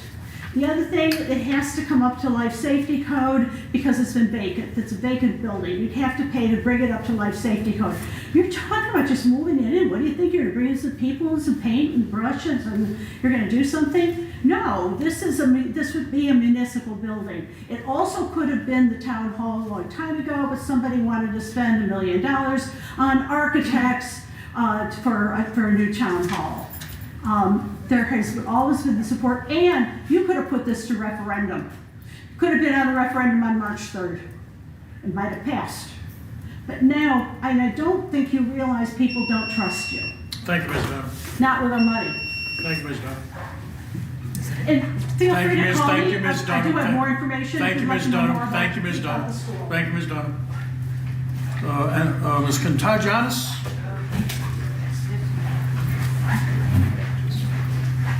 Not many people can say that last name like I can. How long have we known each other?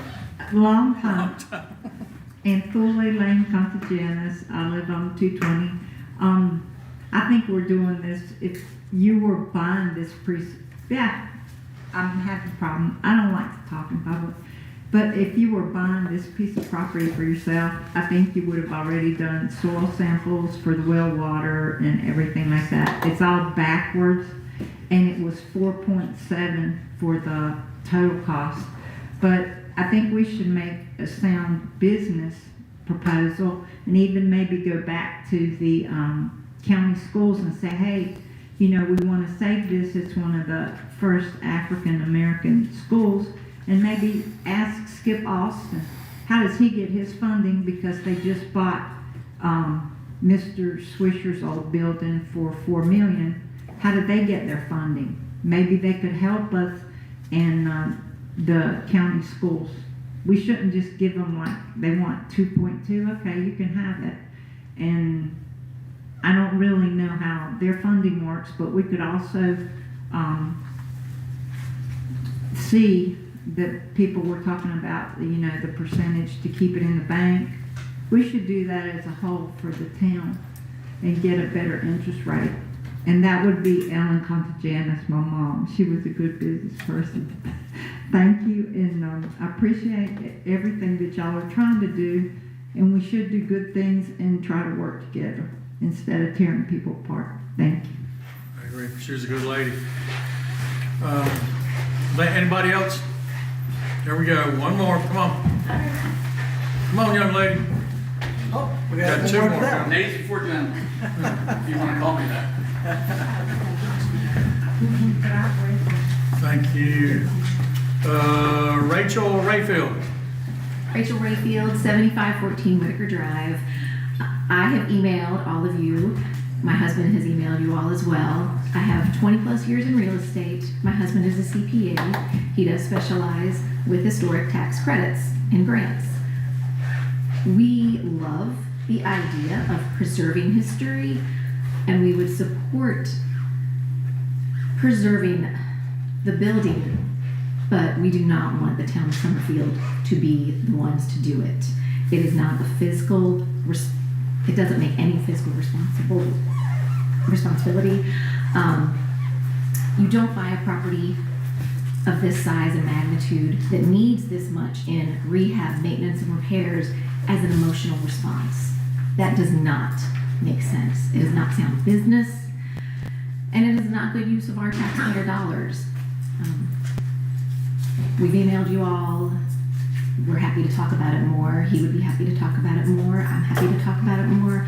But this is not a good business decision. You have no idea the amount of money that is going to be needed to upfit it and bring it up to code and standards. Thank you, Ms. Rayfield. Can I ask her a question? Ms. Rayfield, just real quick, you said we're not the ones to purchase it. Who would you have purchased it? Preservation. There's preservation organizations, Preservation Greensboro, North Carolina, for the state. Preservation North Carolina would handle it. Thank you. Sorry. That's all right. Somebody, here we go, Mr. Fowler. Did you fill out a slip? No, but I will. Okay. Dick Folder, 3507 Winthrop Drive, Summerfield. I certainly agree with Ms. Rayfield, and I don't know this lady back here, and I sure can't pronounce her name. But I spoke before the board at the December 9th meeting. I raised some questions. I was ambivalent about whether it was appropriate for us to purchase this facility. I made a recommendation then that you needed to do your diligence. The purchase price is not a bad deal, okay? But the real deal is, what the heck is it going to cost us to put this thing in shape to make it work for our community? I haven't heard a real number other than something that was done 3 or 4 years ago. And I can assure you that that is not a number that will hold today, okay? I hear things put out about maybe using it for a museum. Does the community want a museum? I've heard things put out, a library. We have a library. I think the library would be good, but how much is it going to cost to staff it? If you're going to try and do it as a standalone, it's going to cost a lot more than one additional employee that Mr. Rollins said would be necessary for this facility back in December 9th. If you want to do a library, you need to really tie in with the Greensboro Public Library. And whether that can be done, how much it's going to cost, I don't know. But it would be financially inappropriate and probably be inappropriate for us to go forward with this unless we know what the full cost is going to be. I recommended, I was one of the ambivalent ones who answered my friend over here. I think from a business standpoint, you need to do a best case, worst case, and a most likely case. And at present, you have no case. Thank you very much. Mr. Fowler, can you fill out? Oh, yeah, I gotta fill it. All right. I'm sorry. Okay, anybody else? Real quick, we gotta keep it. No, you're good. That's right, yeah. You're good. I'm glad we're having it. Absolutely. I'm a transplant to Summerfield from Rockingham County, and so I have no emotional attachment to Laughlin. Oh, yeah, can I have your name and address? Steve Satterfield, 7620 Summerfield Road. All right, you're a transplant. I'm a transplant. I think y'all's heart's in the right place, but like so many other projects of the town, we've gotten the cart in front of the horse. We don't have a decisive, definitive plan of what we're going to do, how much it's going to cost. And without that, I don't think we should proceed with borrowing money. I'm against you borrowing money. There's enough money in the fund balance to buy it if you want to buy it. And then let your committees and y'all come up with a phased plan and get grants and do this as much as possible. But borrowing money, no, it's not the right thing to do. Thank you, sir. Thank you. All right, one more. Come on. Mr. Perryman.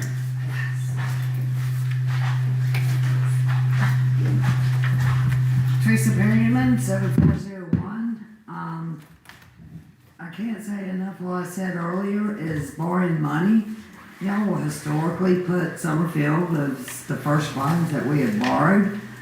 I want to shout out Beth. I grew up there.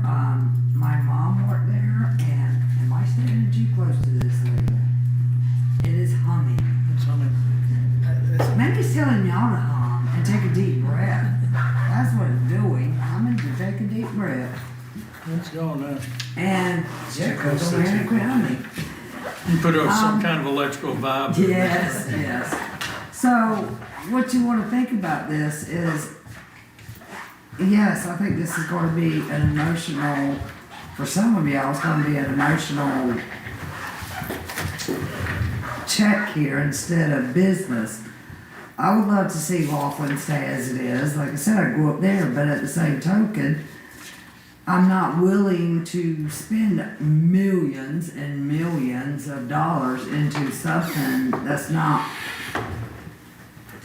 going to pay taxpayers years to pay off. We know our taxes will have to go up because you're looking at the amounts due, the payments each month, and we've not collected the taxes to even start with the trash. And a project this big is way out there. And the finance committee has done their due diligence, and they have left it to y'all, and I wish y'all would get into an environmental, which I know is one of them's asking for the environmental report. I'm pretty sure there was an environmental report done when I was on council.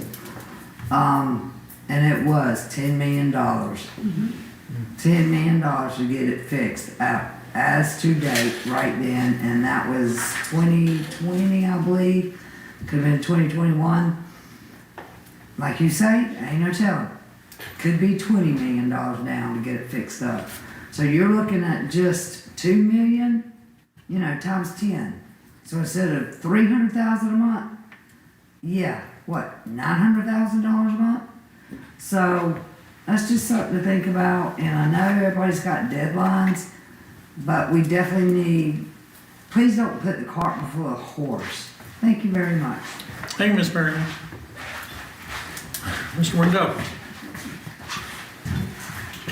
I would just say in all of your decisions, or any of your, Don Wendell from 3406 Windswept. Don't forget to fill out something. Yeah, fill it in. All of your decisions, not just this, just 6 words.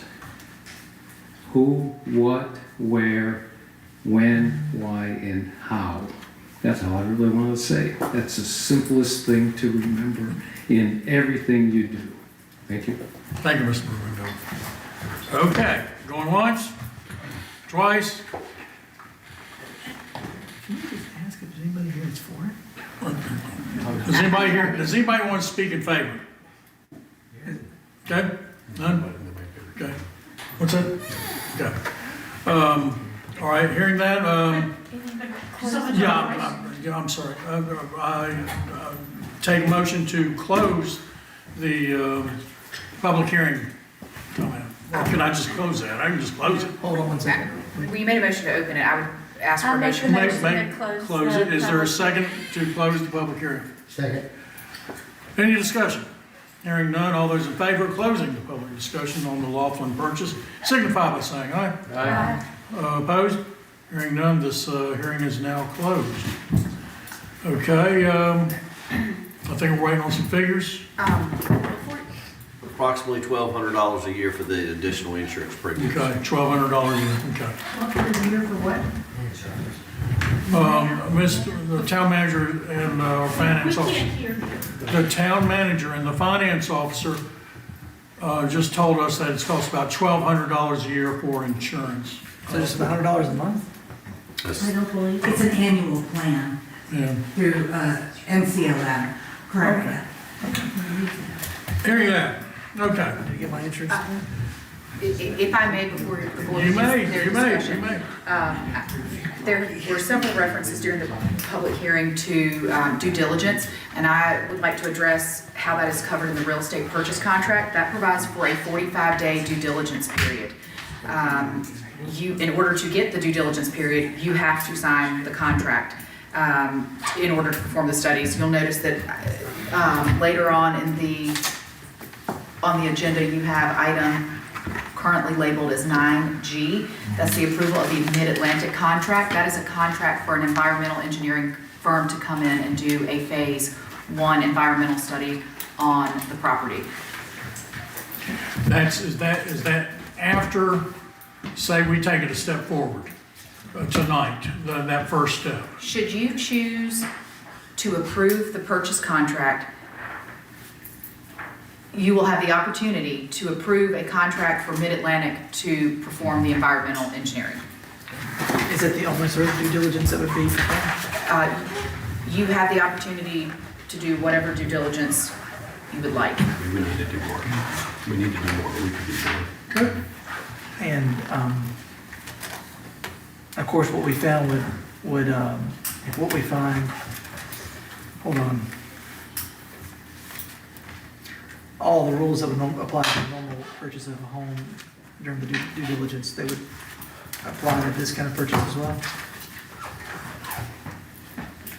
Correct. And should you decide to terminate on the basis of any study or report garnered during the due diligence period, or what it is called the study period in your contract, you would have to turn over copies of those reports to the Guilford County School Board.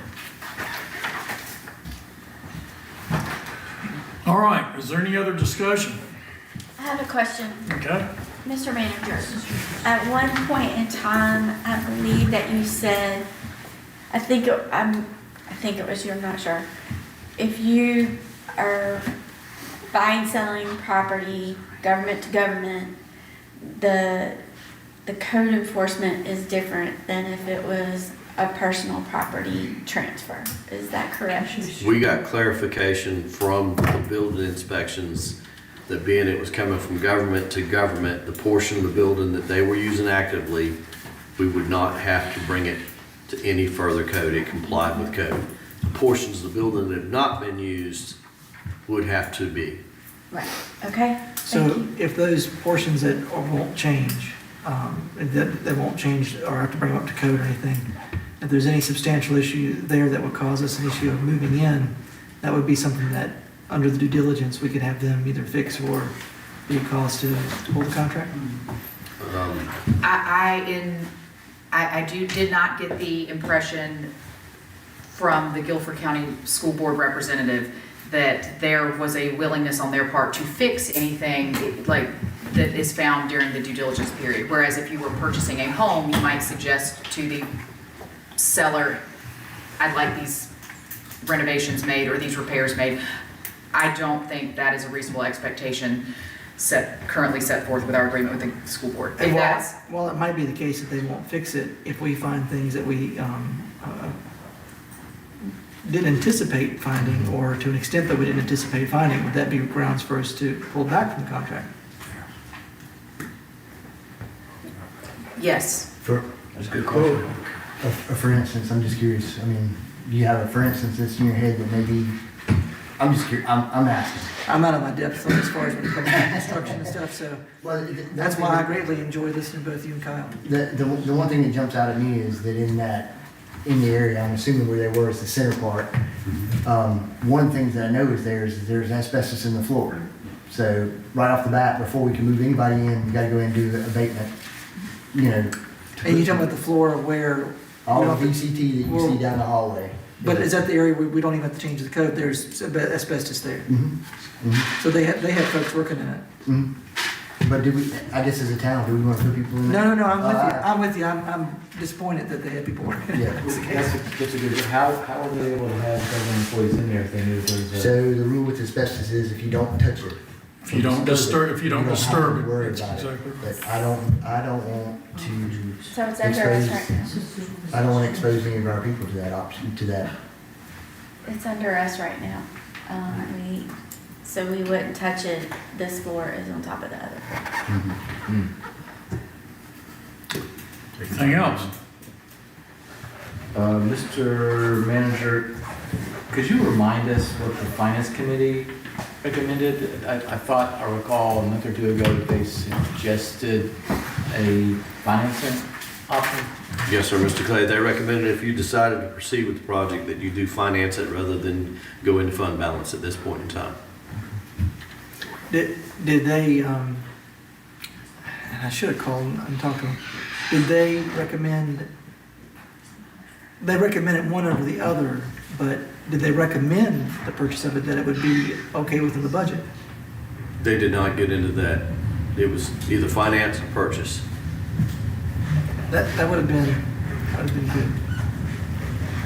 Well, I think if I remember correctly, they were concerned, along with me and the town manager, of drawing down our reserves to the point where if something were to happen unexpectedly with the town, that we would be left with very little reserves for emergency situations.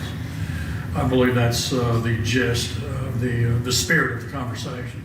And so they said we would be prudent to go along with to do the financing and save some for the emergency purchase to keep from drawing our fund balance down.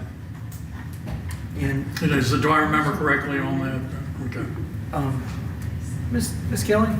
Yes. Do you mind if I ask you what's in the fund balance now? It's about 6 million.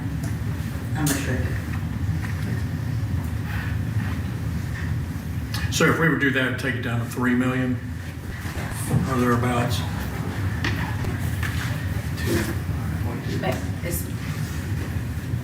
The purchase price is 2.2. If we were to buy it outright, it would Okay. take it down to about 4 million. Okay, you're right. And it's possible, and this may be something you want Ted to speak to, but you could certainly purchase the property and then reimburse yourself with a borrowing at a future date. That's correct. I think you have a reimbursement resolution in place that you all have done for that purpose. And would the rates, and of course you can't say the rates would be the same, but would they have been done in a similar fashion as this? Would they be about the same, or is there a different rate schedule for reimbursement? It would be at that, if you paid cash and decided you wanted to pay yourselves back through a borrowing, it would be whatever the rates available are at that time. Are you Mr. Davenport? Last name is Cole, C-O-L. Cole, okay. Right. I didn't know if this is your company or not. No. Okay. It's- What would that rate be? It depends on where rates are when that borrowing occurs. If I- This would be, my understanding is this would be do nothing right now with the borrowing, pay cash to buy the building, and come back later and do a borrowing to pay yourselves back for the money you spent. And at that time, whenever that would be, it would be wherever rates are, I don't know. May I make, Mr. Manager? Following back up on the earlier question, one of the concerns of the finance committee was, and why they recommend to finance it is, until we decide on A and Y and know what that 20% is. That's my big concern too. And then the same thing with the water project and other stuff, they were concerned in not drawing that fund balance down too low. So that was the spirit of their recommendation to finance it. And the mayor was there and so was the finance officer for that discussion. Because with the A and Y, I think it's, with the split, I think it's gonna be at least $1 million that's drawn off of there. And then the water tower, I'm sure will be. May I make a suggestion to the council? We've been given an option, or y'all have been given an option to take it a step forward with the option of stopping it a month from now or whenever the next date was. That would give us time to do some due diligence and re-examine this issue and not take it off the table, because there is some interest in it, but to not kick it down the road, but to further the discussion. Well, we can even come back even before then with a special call meeting if we need to. And we can come back with a special call meeting. If we kill it now, it might be dead, and those people that do want it are, it's not gonna happen. So that is my suggestion to y'all, whether you take it or not. Jonathan, if I may ask, you were taking all this in somewhat undecided. If I could get what are your thoughts right now? I mean, I'm just as much as I was before. I'd love to sit down and talk with some of the finance folks about, you know, the payment schedule going forward, how it will affect folks. You know, the feedback we get from the community that's present, and I don't mean this in any wrong way, but you know, there's not a lot of folks here. But the feedback we're getting from the folks here is that there's not a lot of desire for us to do this. I do know that there is some desire from folks in the community because I've heard that desire. And so, you know, money is easy to take out of a wallet. It's really hard to put back in. And so before I commit the town to what's looking like a 20-year loan, or possibly a lot of depletion of their fund balance that might be needed for something else. I'm just not ready to commit it. I'm not ready to drown the idea either. I would just need to be able to talk to some more folks and see some, you know, Mr. Fulner has come twice, and, you know, I think what he's talked about as far as, you know, doing some due diligence and cart before the horse, I do want folks to understand that there were things done prior to us. And, you know, I know Mr. Doggett has said he wasn't aware of the things that come in, and I can attest that they were just as shocked as we were when all this came down, because all of us were like, do what? So it is sort of the cart before the horse, but we haven't placed it that way. That's the way that's kind of come into us. And we're trying to do our best to make those decisions. You know, there are folks here, I don't think anybody here, I think everybody up on this stand up here recognizes the value of preserving that place. But I think the question comes is like, at what cost does that come? And I think that's, for me, where I'm in the middle on. I'm still trying to figure out which way to bend, because I think, from what I understand, I think Kyle is leaning towards a no. I believe Mr. Doggett is leaning towards a no. I think Heath and Lynn is leaning towards a yes, and I am exactly in the middle on this. Let me throw out, I know I read off a lot of numbers earlier that probably raised everybody's heart rate. I will say there are other ways that you could, I think right now we're looking at it as, you know, are we going to spend $10 million tomorrow? We could always borrow, and I'm just, this is not a proposal or anything by me, I'm just trying to say that it could be approached from different angles.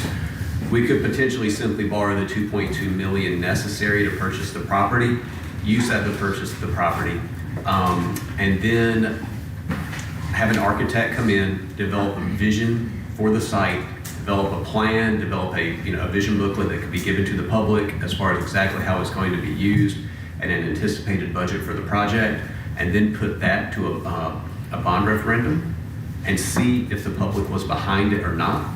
And if it fails, we can simply sell the school. The public did not want it. Now, I don't know how we would do on selling the school. 11 acres of land in Summerfield is worth quite a bit. That's true. But yeah, that's simply another way to think about it, to get it out to the public for their input. Because if it passed overwhelmingly, I would be very thankful that we had done it. So I just wanted to throw that out there. I know I've really done a lot of information on everybody earlier. So. Mr. Saul, that's a really interesting idea. Hadn't thought of that one. Earlier, you mentioned some options that seemed optimistic, and then some also grant funding opportunities that also seem optimistic. Where are you leaning at this moment? Where's your mindset? I've been leaning against it for quite some time, based on the idea that what I'm being asked to vote on is a deal that somebody else made. I'm not even entirely sure who, for a property that I know very, very little about, and which I didn't have a large enough window of time to really learn much about. It took, Mr. Rollins and I did get a tour of the school, but it took several weeks to get in there. And the BOE employees who were very accommodating to get us in there, but it took time. And it's outside of my realm of expertise to make the judgments. So this has really just been a risk calculation for me. And it is above my risk threshold for what I would do with my personal funds as a very risk-averse person. That said, if I was being asked to wager money right now on, hey, if the town purchased this today and went all in on making it the best it could possibly be, in 10 years, do I think the people of Summerfield will be grateful for it? Absolutely. I absolutely think they would. That's based on my gut, talking to a lot of people who are for it and very passionate about it. That's also based on my conversations with Davidson about how big of a hit it has been there. But however, in 5 years, in 6 years, will people be grateful for it? I don't know, because we see council turnover every 2 years. In 2 years, we could have a council that's very much against spending any money on it. The project could languish. It could be 25% redeveloped, and we could have staff working in a quarter-finished project, which would be extremely unfortunate. We could have bond money dangling out there that we don't make use of if we got a less supportive council here. And I will say, I know Mr. Doggett has said that he's against it, but he has also said if we did purchase it, he would be all for the project being as successful as possible. And I really think we all would. So I'm leaning against it because of it being above my personal risk threshold, but that doesn't mean that I think it's a bad project, if you understand. Two things I'd say is that, one, if you look at the track record of Summerfield, anything that we've bought and tried to sell, we sell at a loss. We've lost money on everything that we've bought and sold. The other is, I agree with Kyle about the future boards.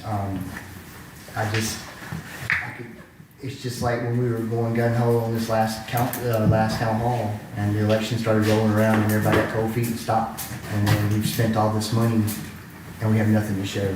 I mean, that's happened 3 times now, and it's just we're wasting a lot of money. And I agree. Hearts. I want to see Laughlin, survive and become something great, but we're just not the people to do it. We're just not.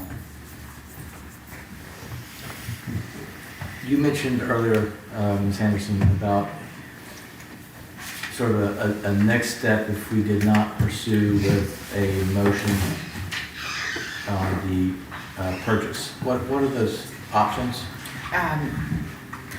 So tonight you have before you a purchase agreement for Laughlin. If you so choose to do any due diligence or to do any kind of investigation to determine whether or not you would like to purchase the property, you need to approve the purchase agreement for that. If you do not approve the purchase agreement at this time, May I say something? Yes.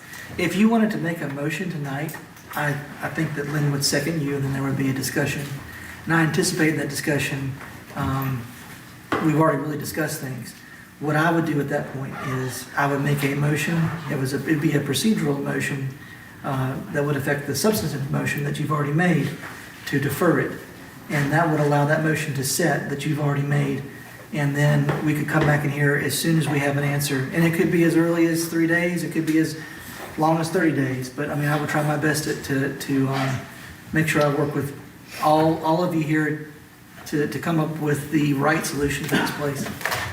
That's the one thing I can say that I would do. I'm just trying to advertise it. If I heard correctly, we've got to make the offer to get in there to do the due diligence. Is that correct? You would have to sign the purchase agreement to give you the 45 days to get in there and do that, correct? Yeah, in the meantime, we're going to spend money on the phase 1. So That we're would be spending part that of it. money that we're not going to get back if we decide that we're going to walk away from the building. Well, that would, no money would be spent. Nobody, Yeah. if you approve the purchase agreement, Yeah. then you have the option of approving the contract with Mid-Atlantic to do the phase 1. So there's no need to pay for the phase 1 if you're not going. So the contract wouldn't be approved tonight. It would be deferred until a later time. But we can't go in. You can't go any due diligence. No, you So can't do any due what's- diligence until you sign other this. Other than talking about it, we're still not. You're not going to get in there to see what the building's like. I think at this point, what I would want to do, and my goal would be to sit down and take some time at town hall with Ms. Kelly, go over the finances a little more, call a few of the finance officers or finance folks on the committees. And my number one goal is not to commit the folks to unnecessary taxes. That's a big thing right now, and I thought we are all living it. And, I've got that on the table tonight. I want to reduce taxes if I can. And so, my goal would be not to throw money at something that, we can't pay anyway. And so I just want to take a little more time to talk with the folks to understand that. And another option You I'm could table. thinking is we don't make a motion. And You could table. You could just table it We just completely. table it and then come back with a Yeah. special call or The next only meeting, reason why I whatever. was thinking, if you want to table it, so that way they know that someone's taking it seriously and it's going to be, the decision soon. But if you could just table it too, it's fine.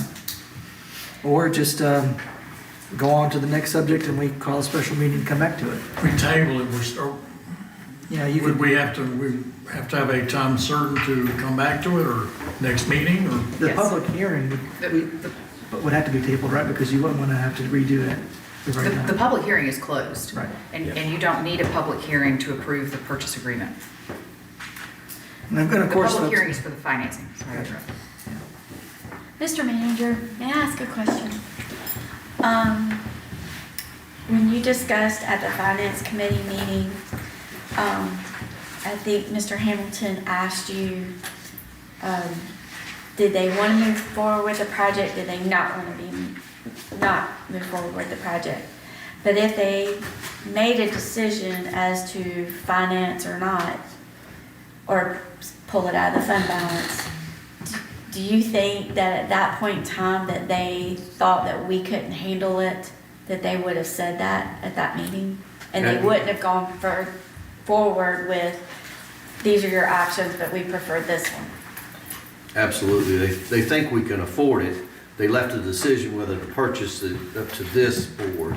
But as far as pulling out of fund balance and financing, they said if y'all were gonna move forward, their recommendation was to finance it because of the unknown deltas on the other pending projects. Right.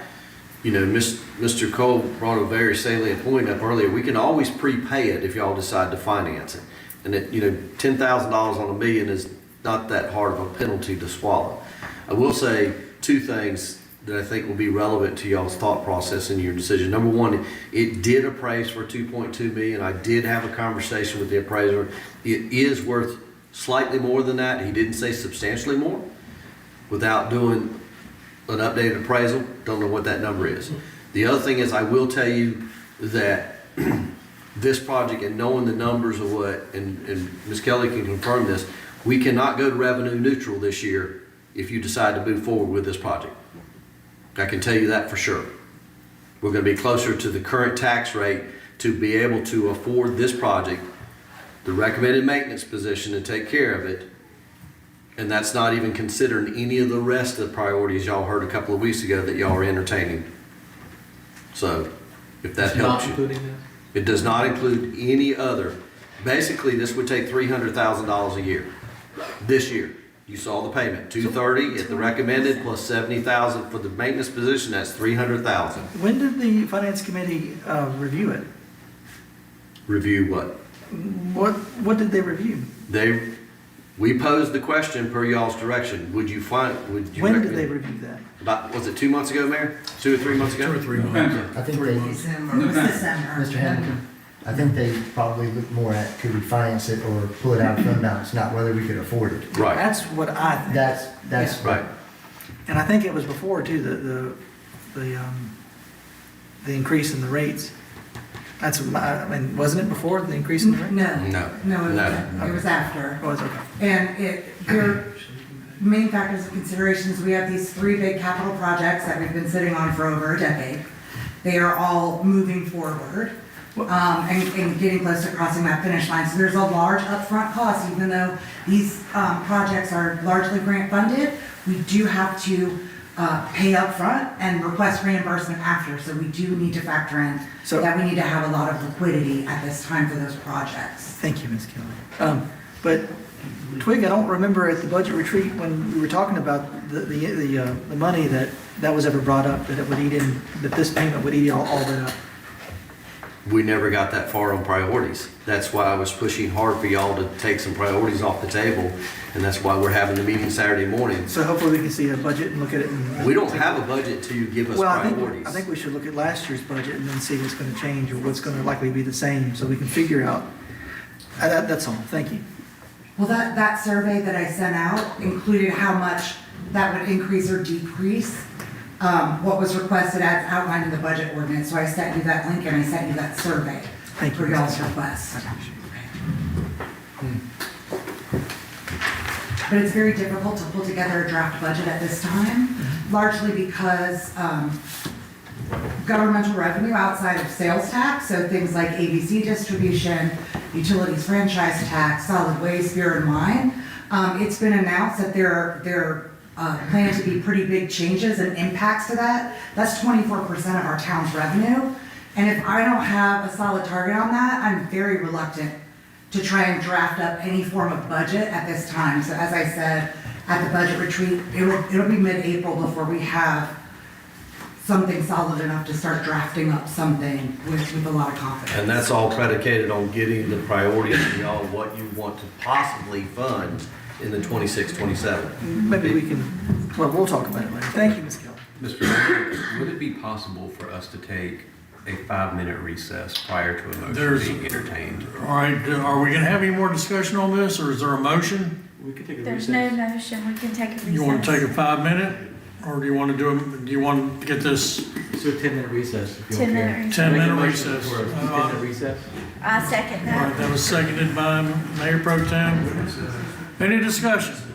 Hearing none, all those in favor of a 10-minute recess signify by saying aye. Aye. Opposed? 10-minute recess.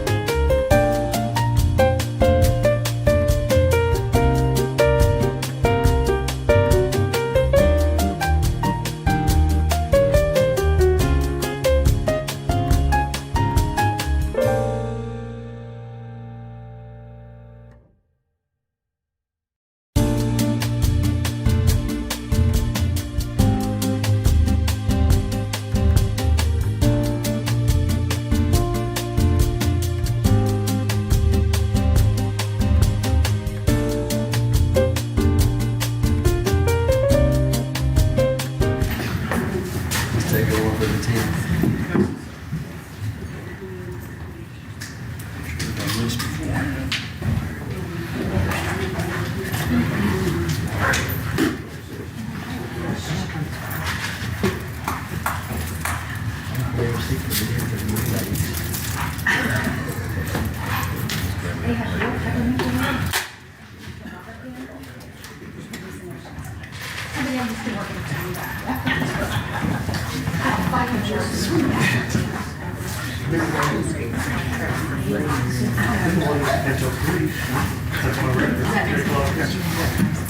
Y'all figure it out?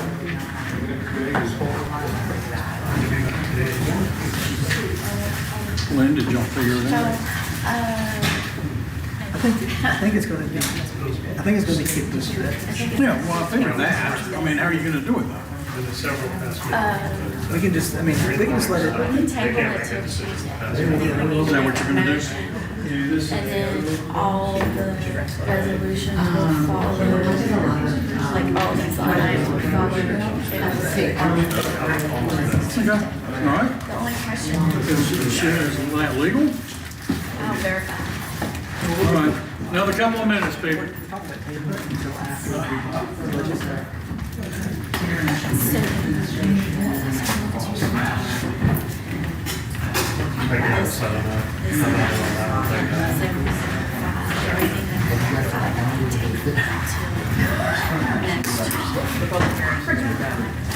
Davenport presentation has been done. If you want to ask them back and answer questions, you need to ask them. But you got a consultant coming in at 4 o'clock for the strategic plan. So we just need.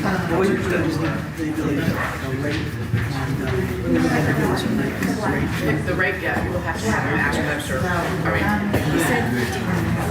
You know, when everything is so. The question is, can I just do everything next year? Finish that. That was in the 80s. so- But I've got 4 o'clock The public, push it back to me. Yeah, I'm sure we could. We're just sure about Five. this. And then that would give us, John. I didn't hear. We have the consultant to come from the strategic meeting next Tuesday. What day is that? I will not be able to hear next Tuesday. 17. We already had a workshop scheduled for the 8th. She's asking, push her back to 5 and 8 and do this at 4 o'clock. All of a sudden. And that'll be considered a meeting, we're gonna handle it then, right? I mean, if it's a properly noticed meeting and you have it on the agenda, then yes. Still gotta do the, we'll need to notice it, but yes. Okay. Are you gonna make a motion? You need to come back in from recess. I know. Yeah, sorry. Well, I'd like to have that after I'm here. I'd like to have The strategic plan is the It doesn't matter. two-day workshop. Next week is the first session, and then the April meeting is the second session. I'd like to at least have one more But this isn't budget, this is the strategic Saturday plan. morning. Next Tuesday. Next Tuesday. Saturday morning, 8 to 12. Saturday morning. Town We're hall. doing our budget. Saturday morning is what? Budget. 14th. It's the 14th. 14, yeah, 14. 8 to 12, that's what y'all pick for a day. 3:14? Yeah. And then we can do this again on Tuesday. Right. For an hour, 4 to 5. That sounds fine. I don't want to do that until later. So you can make whatever. That way I can do it after that. I think myself, it was so confusing for the other one. And he said,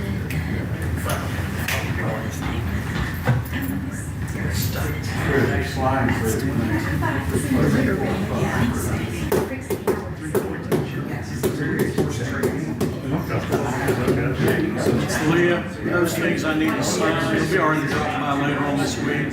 Yeah. You know, you would ask me if I had those, and I said no, I did. It doesn't matter. A lot of towns don't even sign this.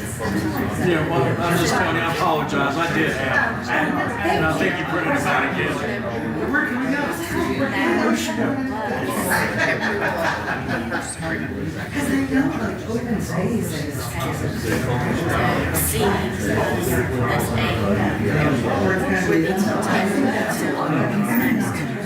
A. sorry, what?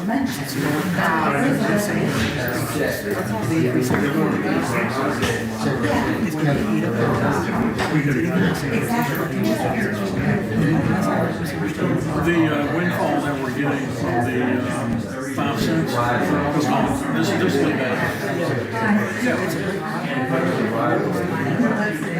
To the side. What I might do is reach out to a couple of people, see if they're interested in fundraising. And maybe depending on their reaction.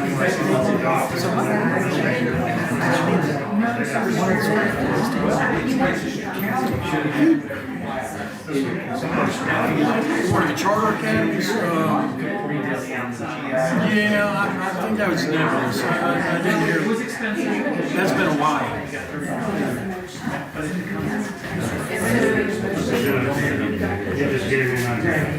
Where you been? First I got it's cooler in here. I'll call you.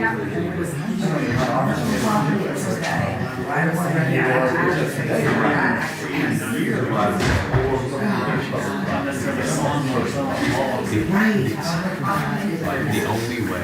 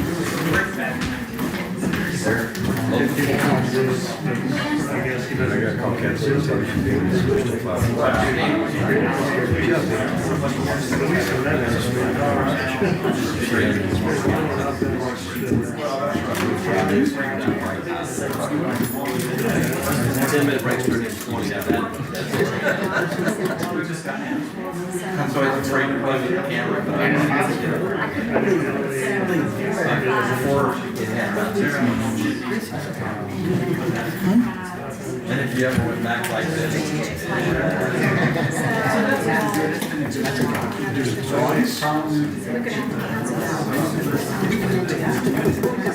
I can call him. You know what? I'm gonna tell you all anything. I'm on that. Well, it took me a while, but I've got it now. I just do it. There, okay, I'll call her tomorrow. What if it's like that picture? No, it's definitely not like that. You ready?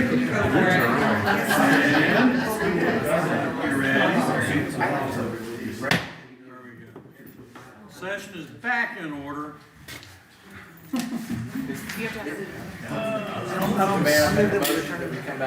Oh, yeah, go ahead. All right, you go ahead. And I second All right. that motion. Any discussion? No, sir. Okay. Hearing none, all those in favor of us rejoining the meeting or restarting the meeting, signify by saying aye. Aye. Opposed? All right, we are back in session. So, I just wanted to make a comment, Mr. Mayor, that I'm suggesting that we move this discussion. It would be item 5C, approval of findings resolution, and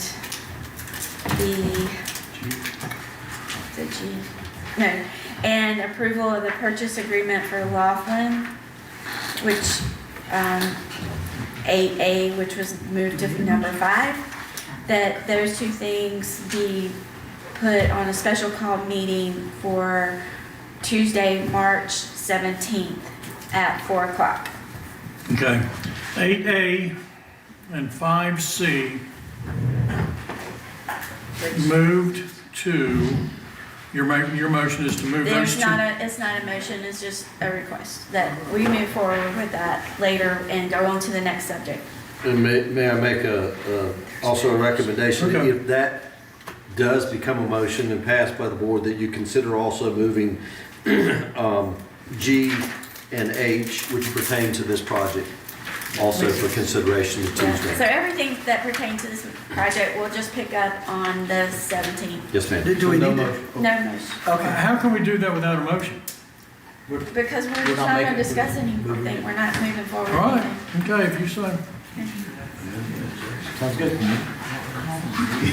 Okay, so where are we? Is Anderson, do we not need a motion for that? If it would make council feel better to have a motion, you can It'd certainly make, take it'd one. make me feel better. That's okay, that's okay. I mean, We're good. Where are we now? all right, It should that be on put, item We're at 6. six. all right, committee reports. Mr. Goggett, Emergency Services. The Summerfield Fire District reported the following for February 2026. Fire-related calls 18, EMS-related calls 53, other calls 27, for a total of 98 calls. 3 child safety seats were installed and 2 smoke alarms installed. The Guilford County Sheriff's Department reported the following for February 2026. Total calls of 272 and calls resulting in case reports 21. On 2/8/26, deputies took multiple reports of break-ins and unlocking motor vehicles broke into the Corbin Woods neighborhood and surrounding areas near Lake Grant and Plainfield Roads. 2 vehicles had windows smashed, were stolen, but later recovered. Cases remain under investigations. And on 2/18/26, deputies took multiple reports of break-ins of unlocked motor vehicles along Strawberry Road. The individual has been apprehended. We would like to remind all residents to please lock your car doors and remove all valuables from your vehicle when it's unattended. That is all. You're welcome. I was gonna thank him for staying over. Okay, thank you, Mr. Hobbit. Who's next? Financial report, no action. Is that right? Okay. Oh, does anybody have any questions for Mr. Doggett? Okay. All right, Do you have anything? what's that? All right, Did y'all have any financial questions reports. on the financial? No. Okay. Okay, no questions? Board and committee report. Mr. Hamilton, did you want to talk about the ABC report? Yeah, I was just gonna say, Dave Watson, he's a representative on the ABC board. There's a new distribution center that's here in Greensboro. It's gonna service the restaurants and the ABC stores. Mr. Watson's already walked it, and he thinks it looks great. That's gonna make distribution easier and better. For Summerfield, though, I will say that the store revenue is down. He said there, really, there's, as far as discussion goes about the reasons why, there's 2. One is that the tastes are changing of consumers. They seem to be consuming cheaper spirits that cost less. And not only that, they're also consuming less is the second reason. So I believe that Nigel, he's the general manager of the ABC. He's going to be coming and talking to the Summerfield board sometime soon, maybe at the next meeting or the one after. So It is the next meeting. He's scheduled to come do a report. good. And as far as the committee reports, on the Founders Day committee, I just wanted to note, it looks like the stuff still shows Sessoms and Ms. Robinson and Mr. Whitaker on there. And so whoever's doing those, if we could try to remove the, just update the Yeah, I will ask the Founders Day. secretary for Founders Day to fix that. Thank you. And one more, if I can ask one more question, as far as the Founders all Day yours. goes. I know we talked about, I think it's out there, I think maybe I saw it online, I don't think we talked about it here, but the Grand Marshal, is it being voted on now? Is that right? Yes, sir. And how do you vote on it? You go online and to the Founders Day area, and then the form's right there, and you just click on who you're voting for. So go to the Summerfield website Yes, and sir. navigate to that, okay? And navigate to Founders Day. Yes, sir. That's it. Okay. Should have mentioned this earlier, and I will now. I'm just going to take a little bit of liberty here. I'm in charge of selling patron sponsorships for the Founders Day. It's $150. and you get your name on a placard. I'll be sure to mention it at meetings from now on. Come see me if you want your name in print. And like I said, it's a patron level for sponsorship for the Founders Day. It's $150, and it'd make me look good if you were to come up and donate for Founders Day. So we're gonna need a lot of donations. A lot of donations. I don't have yours yet. Okay, that's it for board and committee reports. Consent agenda. Okay, we are removing A, correct? And remove F. Yes. Okay. So is there a motion to approve the consent agenda as amended? Mr. Mayor, I'll make the motion that we approve the consent agenda. And those items would be 7B, 7C, 7D, and 7E. Is there a second? Second. That was Mr. Clay. Yes. Is there any discussion? And just, that's B through E, right? Yes, sir. Okay, that's it. Okay, any discussion?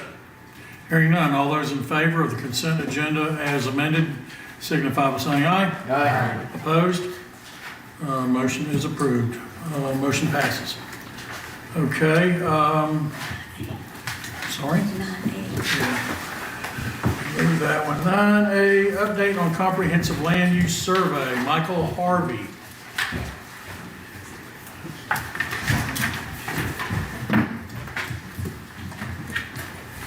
I remember seeing you walk in. You've been here a while. No more, no less than anyone else. Thank you. Good evening. Good evening. Michael Harvey with InFocus. I am delighted to be working with your town planning staff and your management staff on both the update of your comprehensive plan as well as the Unified Development Ordinance. Given the hour, I'm going to briefly, more important, after we do the public outreach that we had planned to do towards the end of this month in April, and come back to you with a formal report and provide you a synopsis of all comments that we've received. But from a historical standpoint, I want to remind everybody that I started working with you all on these two projects in January or February of last year.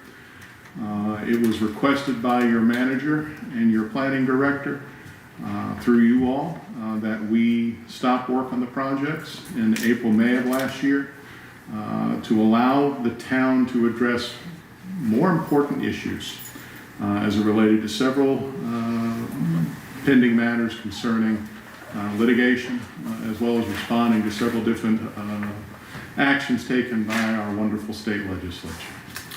So we kept in contact with the staff and obviously provided key updates on several items that we were working on for the UDO, but we effectively delayed the project at your all's request so that we were not over complicating the work you all were doing.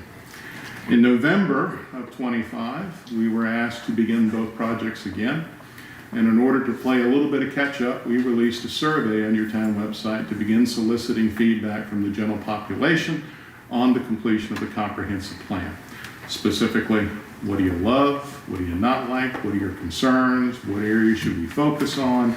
Where would you like to see growth and development? What type of growth and development you'd like to see, et cetera, et cetera, et cetera.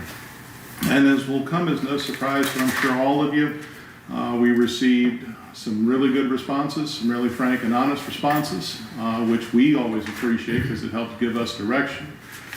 Chief main concerns obviously are ensuring fiscal responsibility, ensuring that the rural and historic portions of Summerfield are preserved and protected, that no one wants to see untrammeled urban growth in your community. There's concerns obviously about taxing local residents to address utility issues, water and sewer. And as we continue to move forward, in consultation with your planning director, Mr. Snyder, we've identified opportunities for where we believe there may be room for large-scale, I won't call it urban, but I'll call it suburban growth, in areas where we know we definitely want to encourage and promote the preservation of rural landscape. We had anticipated going out for public information sessions, inviting the general public to come meet with both myself and your planning director to begin talking about goals, policies, and objectives of the comprehensive plan. It was decided that it would be really inappropriate to do that November, December with Thanksgiving and Christmas. So we elected to release the survey first, knowing we were going to be coming back and doing the public outreach session. So that's the next step in this process. I have provided your director and your town manager concept ideas on what some possible goals would look like based on the survey results we've received thus far. Talked about organization. Your planning director has given me feedback on 2 to 3 possible formats for the comprehensive plan. We are going to be taking his recommendation as to how he believes the town would like to see the plan completed in terms of layout, formatting, and options. We have completed your data assessment, meaning that we have crunched numbers from the United States Census Bureau as well as the State Demographer's Office, population, housing, income, education, etc. They all form the basis of establishing where Summerfield is currently and where we think you're going to be going in terms of population projection and growth projection. We anticipate holding the information meetings at the end of this month, beginning of April. There'll be 2 initial. We will then take 30 to 45 days to consolidate and review the information we've received, providing both the planning board and the elected officials with a report. There'll be another set of public outreach meetings in order to share that information with the public. Where were they yet? Where were, I didn't mean to interrupt, but No, you're fine. We haven't decided yet. That's something I'm coordinating with your town staff. We'd like to do it in multiple locations so that residents don't have to travel very far, but finding available facilities is obviously going to be of a paramount concern to ensure that we're trying to reach the largest subsegment of the population. So once we complete these initial open house sessions and do an assessment on the information we've received, we'll be making reports to your planning board and you all as the elected officials, posting information on the website, going back out to the general public to talk about goals, policies, and strategies. Again, we'll take 30 to 45 days to compile that information, providing you with a report and an update, getting some feedback from both planning board members and elected officials, and then going back out to the public one more time with draft policies, goals, strategies, and objectives. Soliciting feedback to present a report back to you to get final direction, and hopefully we have a draft plan that will be reviewed by your planning board and then ultimately acted by you all in a duly advertised legislative hearing. That's a mouthful. It's a lot to take in. I get it. But want to remind you that we were slated to complete this project in about 1 year and 3 months when we first started. The work you had to do over this past summer took priority, and it needed to. There's no way around that, and there's no sugarcoating it. You had other obligations and responsibilities that took priority. We are still committed to getting the project done by midsummer at the request of management and staff, while ensuring that we are doing the public outreach that we had committed to in our contract, and as we typically would do for any comprehensive plan project. Remember that your comprehensive plan is the blueprint for how your community is going to develop and grow over a 15 to 20 year time period. Your Unified Development Ordinance is the main and truly only implementation document for that comprehensive plan. So while we are busy revising your Unified Development Ordinance, consolidating regulations, eliminating standards that are inconsistent with state law and addressing other issues, we're also going to be ensuring that we are capturing and consolidating information from the comprehensive plan process for planning board and ultimately for your review. Like I said, I know that's a mouthful. I know it's a lot to take in, especially at 9:30 at night. I appreciate your understanding and candor. Is there any initial questions I can answer, or yes? I do, on your graphs and stuff, there are columns that aren't labeled. I'm curious to know what those columns, you have going across like your response and then a number, and a total. I saw that too. I'm confused. Yeah, I don't know what it is. Yes, sir. So like you have response and you have 2 and 2. Oh, this is the number of responses. Remember, we did 2 versions of a survey. Okay. Okay. So at the end is the total responses we received. Okay. And then that formed the basis of creating the graph. Okay. It looks like you had a total of what, 160, 170 people? Yes, sir. So the first one's the first version, the second one's the second version? Yep, because we released it twice. And then there'll be obviously more columns as we get into the responses from the public outreach meetings we're doing. So we anticipate getting more responses, more feedback, more information. But this is how comprehensive planning processes work. I've had greater success in other communities with surveys. I've had less success in other communities. So I would say you're average. You're not bad by any stretch of the imagination. We're not average. You are, sir, and you should be thankful for that. That's a good place. I had a community that only had 5 responses to a comprehensive plan survey Anything once. but average. You're not gonna go over these graphs and all No. that? Okay, all right. This is just for your edification and information at this juncture. I have provided you a very grotesque summation. I get it. And I think that the bottom line is this. You have a local population that obviously has an interest in preserving the integrity of Summerfield as it currently exists, which I can respect and understand. My job, however, is to ensure that I'm providing your planning board and ultimately you all with professional information and professional guidance on how best this community can move forward while capturing and consolidating the direction that the public has been given. All right, how many of these town halls are we planning on having? We're going to be doing 2 initial outreach meetings. Once we do 2 initial outreach meetings, we're going to be doing 2 to 3 more. Some of it depends on attendance. And then the final outreach meetings, there will be 3. How are you gonna advertise? We're going to advertise on your website. We're going to have a press release.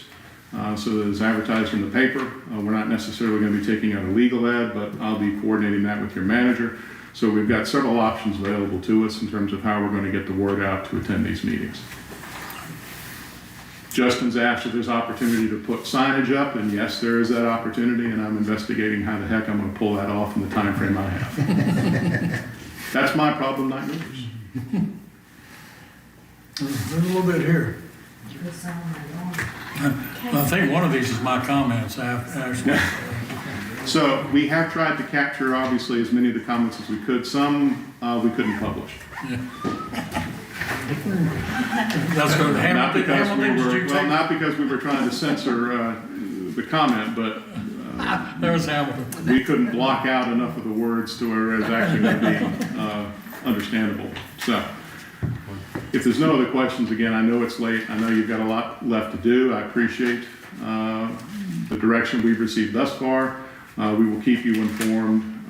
Your staff's been great to work with. I look forward to coming back in a couple of months and giving you an update and having a more in-depth discussion as you've had time to digest what I've given you. And obviously, at a point when it's not 9:30 at night, you still have a whole agenda to go through. I would state one more thing, that these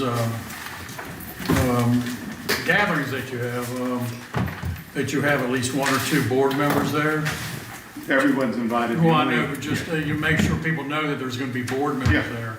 And that might bring more people out. No problem. They like to complain, so. Well, the only thing that we'll have to obviously coordinate with the manager and the clerk is making sure that we don't have a quorum, because if we do, then we have to advertise the meeting. That's not a reason not to come.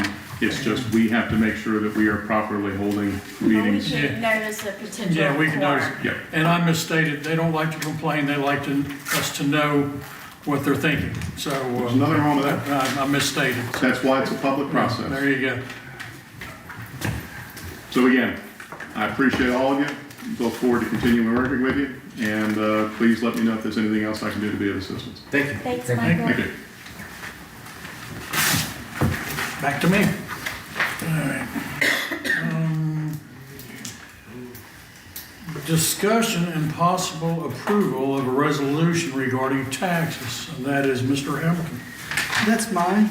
Like I said earlier, taxes, that's on everybody's mind. You know, trying to get out as much as I can and get things out in the open as much as I can to get my thumb on the pulse of the community. With that in mind, I have 3 goals that I've given in this town resolution. And it's to pursue a revenue neutral rate for Summerfield.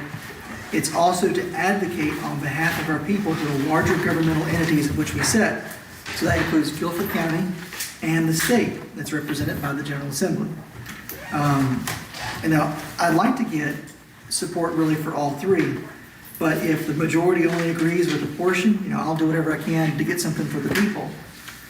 So, if someone wants to redline some stuff in order to get enough votes to pass this, I'd be excited to do anything I can to help out our folks. I think some people were given some of the documents a little later, so you might not have had a chance to look at everything.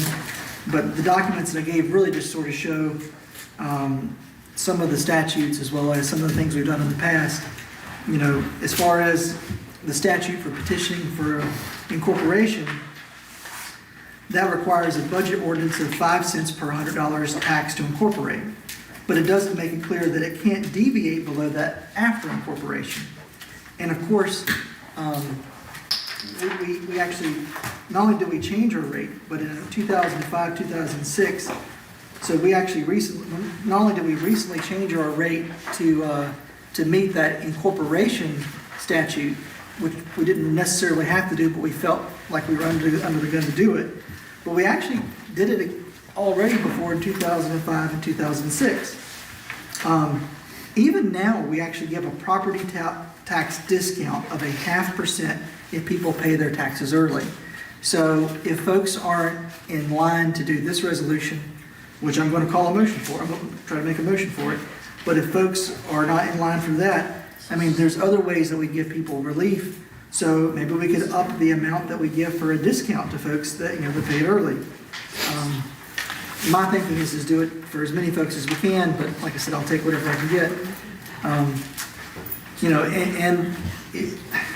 Politics plays a part in this, and there does appear to be a change in leadership with the state.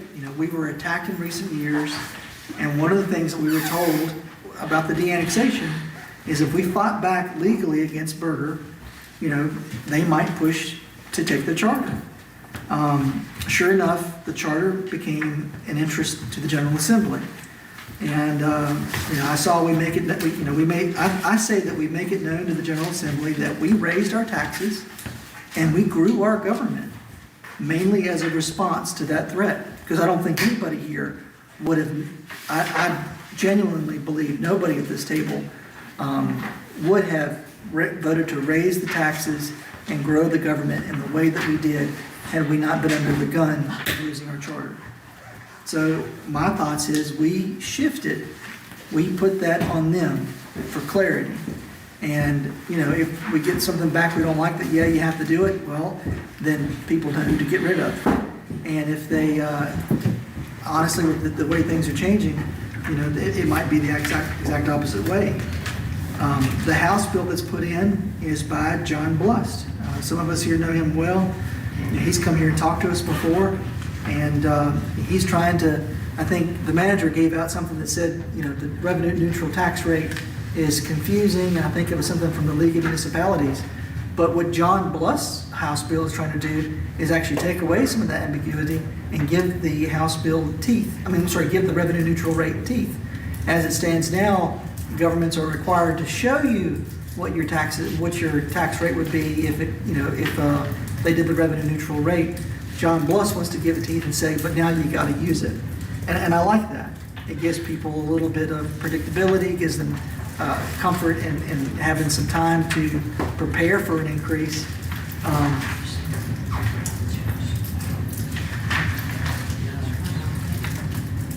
And that statute 15911, that just requires a budget that's revenue neutral for comparison purposes really only. In addition to that, you can see that there's a House Select Committee that's been created to study this, to try to find ways to give people more tax relief. There's also a Rhino article that discusses all that stuff too. I think you guys got that late. I'm not going to harp on any of that stuff too much, but like I said, I move to approve Resolution 2026-13 supporting House Bill 539, advocating for tax relief and reform on behalf of Summerfield taxpayers, and requesting clarification of municipal tax authority. That's my motion. Does this need to be read? I guess is my question. Or is it fine just the way it is? Well, the resolution number would tell you it's that resolution. Okay. All right. All right, there's a motion. You just made a motion, right? That's it. Okay. For the council to support this resolution supporting House Bill 539, advocating for tax relief and reform on behalf of Summerfield taxpayers and requesting clarification of municipal tax authority. Do I hear a second? I'll second. Okay, who's that? Me, Stalls. Mr. Stalls. Mr. Stalls seconds. Okay, we go to discussion. Is there any discussion? And of course, like I said, this is an opportunity if one wants to redline something, you know, to get enough votes to get something passed, to advocate for folks. They are protesting nonstop at Guilford County. We represent people that are in Guilford County.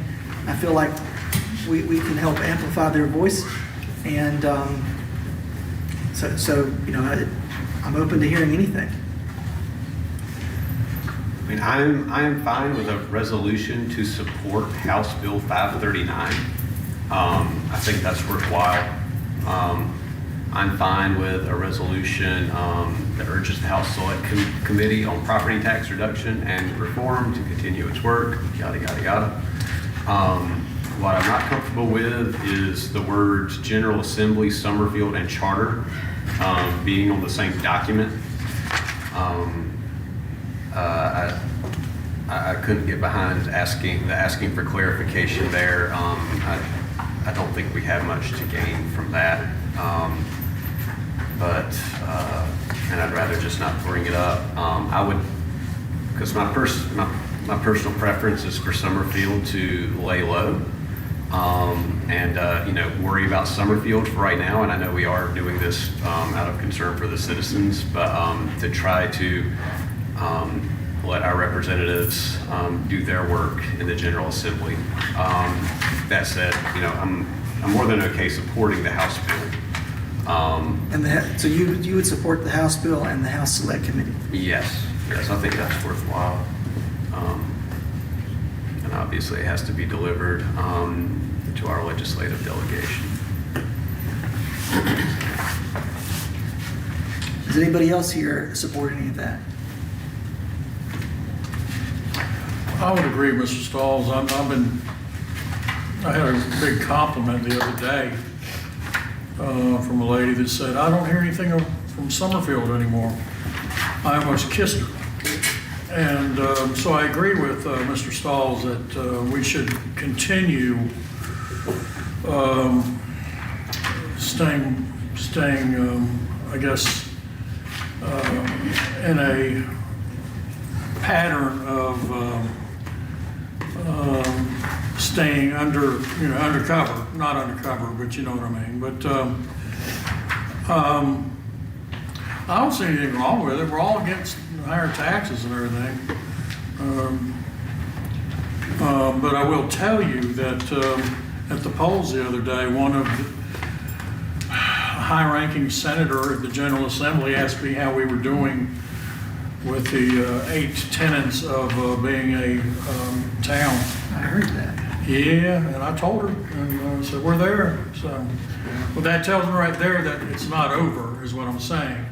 So, you know, I think to Mr. Stahl's point, you know, if we maybe take out the General Assembly, and I don't see anything wrong with it.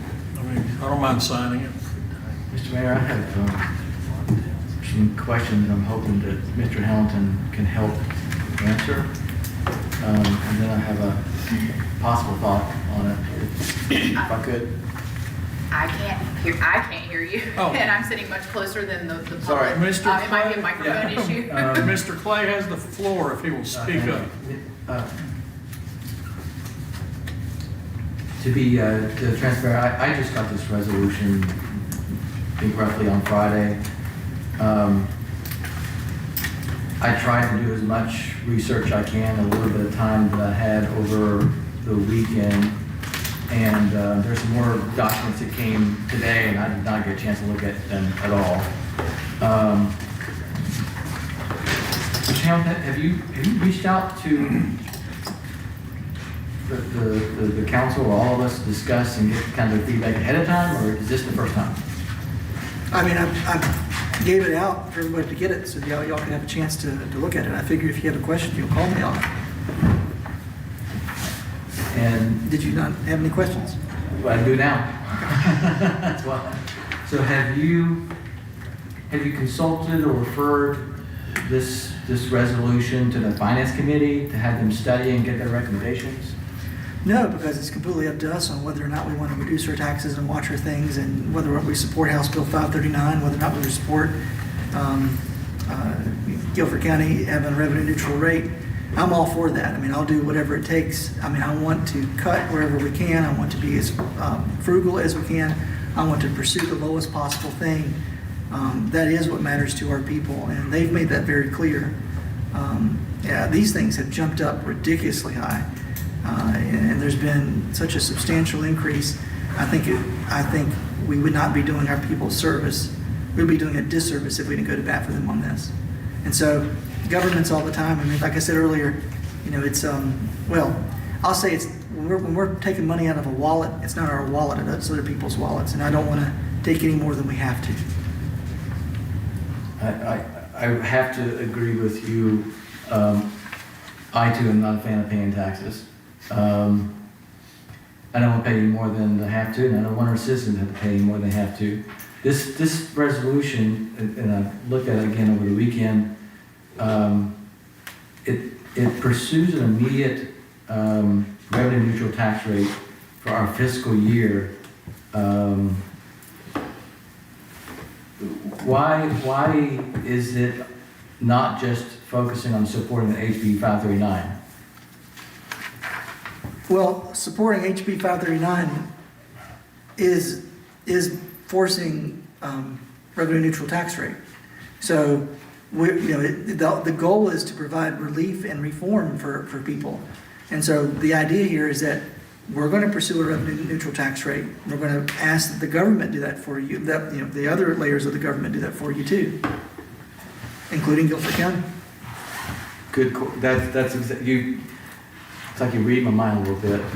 Why are we not working directly with the Guilford County commissions and supporting a joint county resolution of these proposed, and what we've all seen recently, these reported 50% plus skyrocketing property tax rates that they're discussing? Why are we not working with the Guilford County commissioners? Well, this would be us doing that. This would be us sending this to them, saying that we are asking, we're going to do it. We're asking you to do it on behalf of our people. I mean, when you say working with, I mean, as far as working with them, I mean, we don't really work with them to set their budgets, to decide on what tax rates. What we can do is advocate on behalf of our citizens. So, you know, if you don't want to do it, I understand, but it's my goal to do that, and that's what's before us. Sure. Do we know if there are other towns that are adopting such a resolution? I don't know, but when I look to helping my people, I don't look to see if anybody else is getting help first. So I'm going to do everything I can for my folks, and if nobody else is doing it, hopefully they'll start the trend. I don't know if politicians look out for their people, but I hope we can. I did a quick AI search before I got in here to Council Chambers, and let me go closer to the mic so people can hear me.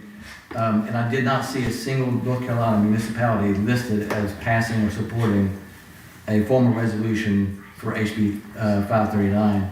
So I'm a little bit like what Kyle or Mr. Stalls and our mayor is saying about kind of laying low a little bit. I don't know if Summerfield should be considered the first in this endeavor.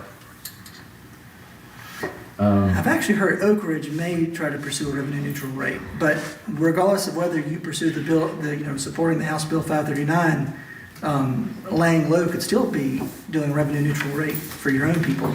And if you want to keep it really quiet and not advocate on behalf of them to Guilford County, nothing will stop you from doing it here for them quietly. Okay.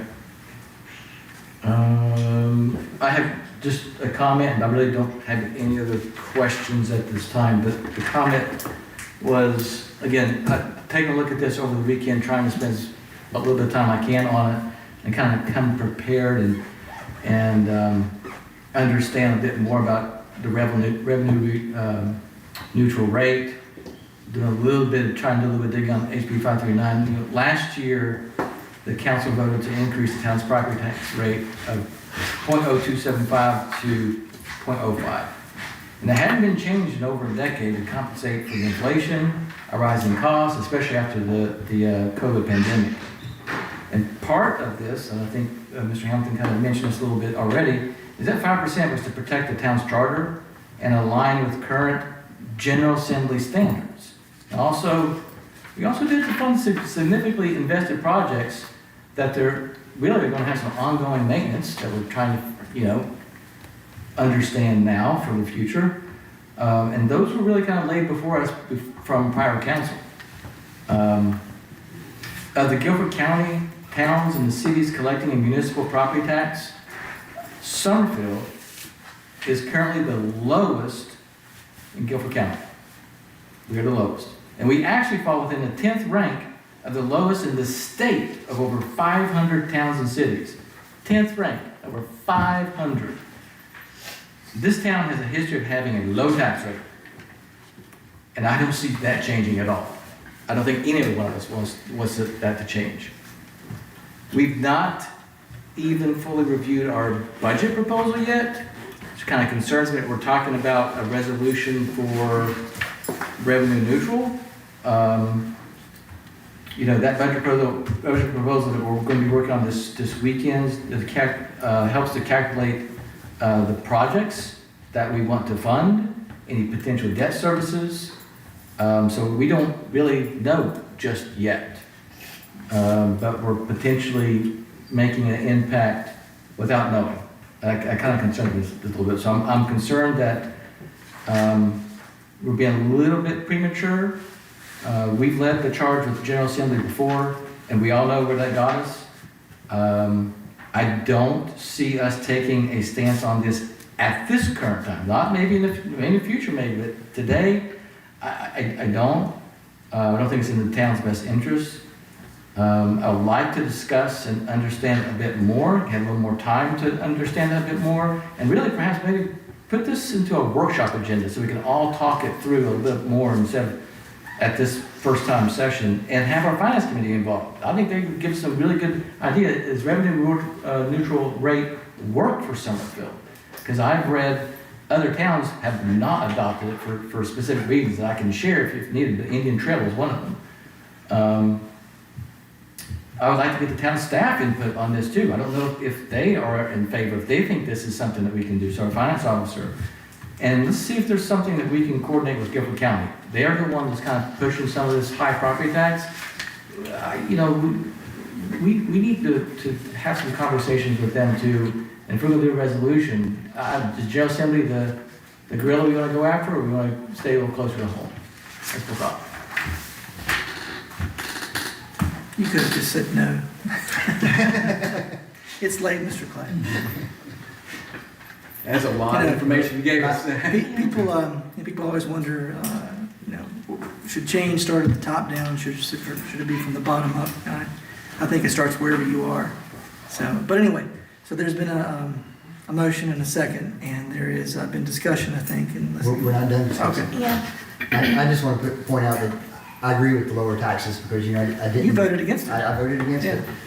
But I kind of agree with Mr. Clay. Right now, it's not the time to change. An outgoing official could send us something and we're not ready for it. And I'd like to wait on it just a little bit longer, but I agree with you. And I think that, if it doesn't pass tonight, which looks that way, I think it's something we can bring back up, or maybe you all can look at on your own and see what, like I said, I'm willing to do whatever we can for the folks. And John, I know that you were, all for keeping it where it was to begin with. Mm-hmm. So I know that you got your own that too. Ms. Delaney? Yes, Mr. Hamilton, do you know by chance, in some of your research and putting this together, who actually did the reevaluations for Guilford County? Not on top of my head, as far as the folks that actually did the evaluations. No, I'm not sure. Who and how? No. I'm not trying to put you on no. the spot because No. I haven't been able to find out. Also, I think that the county should shoulder the reevaluation, and I think they should decrease taxes. And I know with the May 3rd campaign, I asked for there to be a cap on county taxes across the state because they're way too high. And even if they drop the taxes, they reevaluated our property like double and triple the amount, they're still gonna get a phenomenal amount of money. And then if you look at our taxes, 0.05 cents, if you dropped it a penny, in the grand scheme of things, I really don't see that much movement. And it, again, Mr. Clay, you hit on a couple of my points. We raised our taxes to be the 0.05 cents so that we would be at the standard that the General Assembly required to be a town. And in addition, we've added services, and we've got several new projects on the docket that are coming through, and hopefully more to come. And we may need what's there. And we have not done a budget yet, so we don't know where we're gonna fall. Well, I would like this to be a thing that everybody gets into in some form or fashion, because I think it's regardless of if you don't do it in the form that it is in now, it is a good thing for our people. The substance there, some of it, if you can do any of it. So what I would ask, that you don't have to do it, but if somebody wants to make a motion to defer consideration, it'll hold it open for an indefinite period of time until you can come back to it. That way you can look at it, see what you want to do. Mr. Hamilton, don't take this the wrong way, but these resolutions, if we were to pass this now, that and $10 will buy us a latte down there at, Jumping Bee. So resolutions are great, and if y'all pass it, I'd be happy to sign it. But I think your heart's in the right place, I do. I'm with you. I mean, 100% of course, that will allow us to tell, you advocate for our folks. They're down there, quite a few of them are getting up and speaking. Well, I think since... I've seen you down there too with them. I think there's momentum, yeah, I've been down there protesting.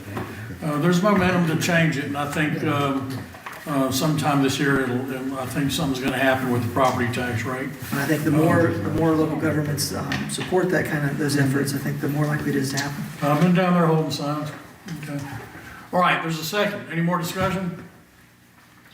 All those in favor of resolution supporting House Bill 539, signify by saying aye. Hang tight. Do you not want to keep it open?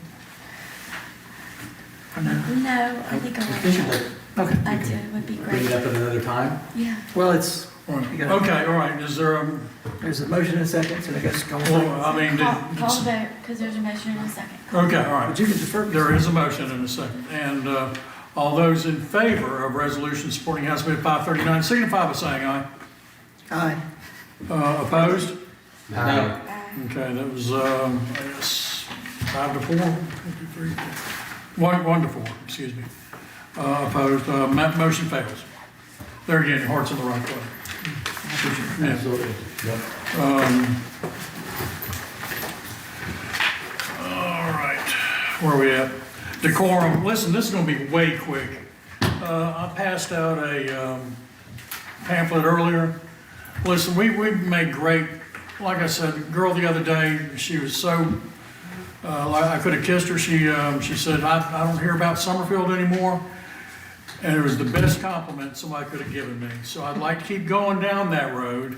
And just because you don't agree with somebody on this panel up here, doesn't mean that they're not on your side. I'm a Reagan disciple. We all, I think, agree on 80% of the things that concern this town, and we can work on the other 20% as we go along. And I just hope moving forward we can all get along without name calling and without questioning somebody's motives. And that came from Robert's Rules. I am going to do some more research. Greensboro, as I've mentioned before, has a comprehensive, I guess, list of rules of decorum for the way their council members are supposed to act. they don't always follow it, but especially the way that speakers from the floor are supposed to act. And I'm going to do some research on that. And I just hope we can all get along, is all it comes down to. And that's all I got to say on that. I don't think we need a motion or anything. I just wanted to tell them, I think each and every one of you are good people, and your heart's in the right place. Like I said to John there, I think we're all trying to do the right thing, and let's just move forward and stay out of the news. Anybody want to discuss it? Okay. I'll make a comment Okay. since my name was on there. Yeah, where did that come from? Cause I asked about it. Oh, okay. I was wondering why you were adding. Okay.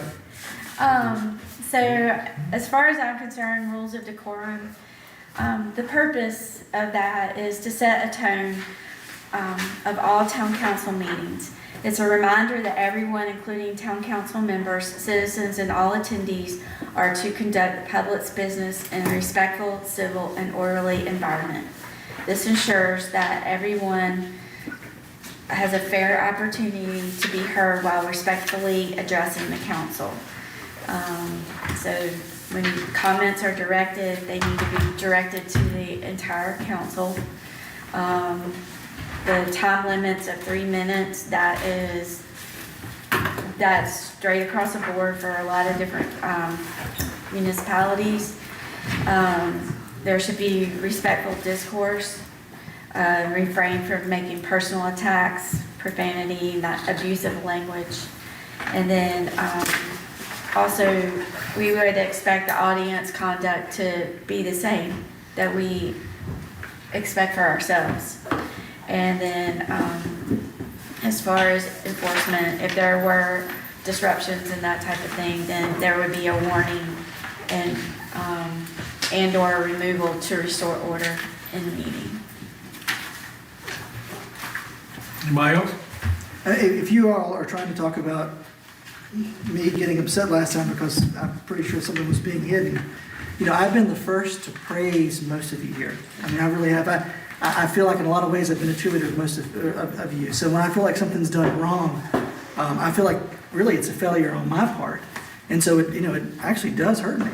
So, I think that what happened last time, the way it was done was wrong, and I'm going to ask you all to do better. We have a code of ethics. Code of ethics very clearly states that we have to have the highest standards, conduct themselves at all times in a manner that promotes public confidence.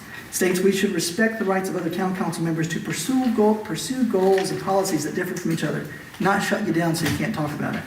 Most importantly, the article that highlights them all is Article 5 that says that a town council member should conduct themselves and the business of the council in an open and public manner.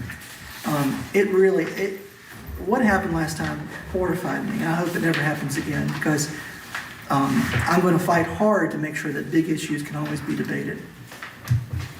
Anybody else?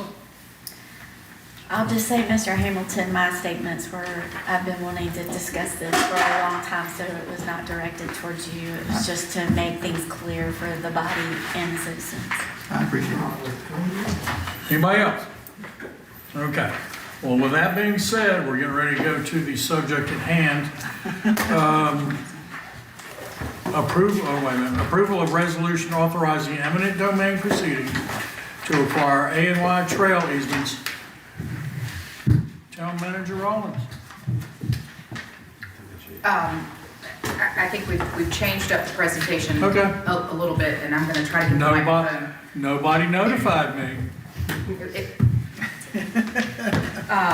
All right, so just so we're all on the same page, you should have before you tonight 2 stapled copies of the resolutions concerning the A&Y Trail, the one we're about to consider, and the next one.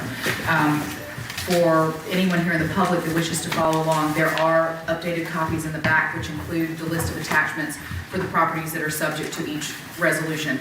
I don't think we have an electronic copy to share on the screen, as these were just finished like moments before the meeting, but in an effort for full transparency, the printed list of the exhibits is at the back. Any questions about that before I launch into this?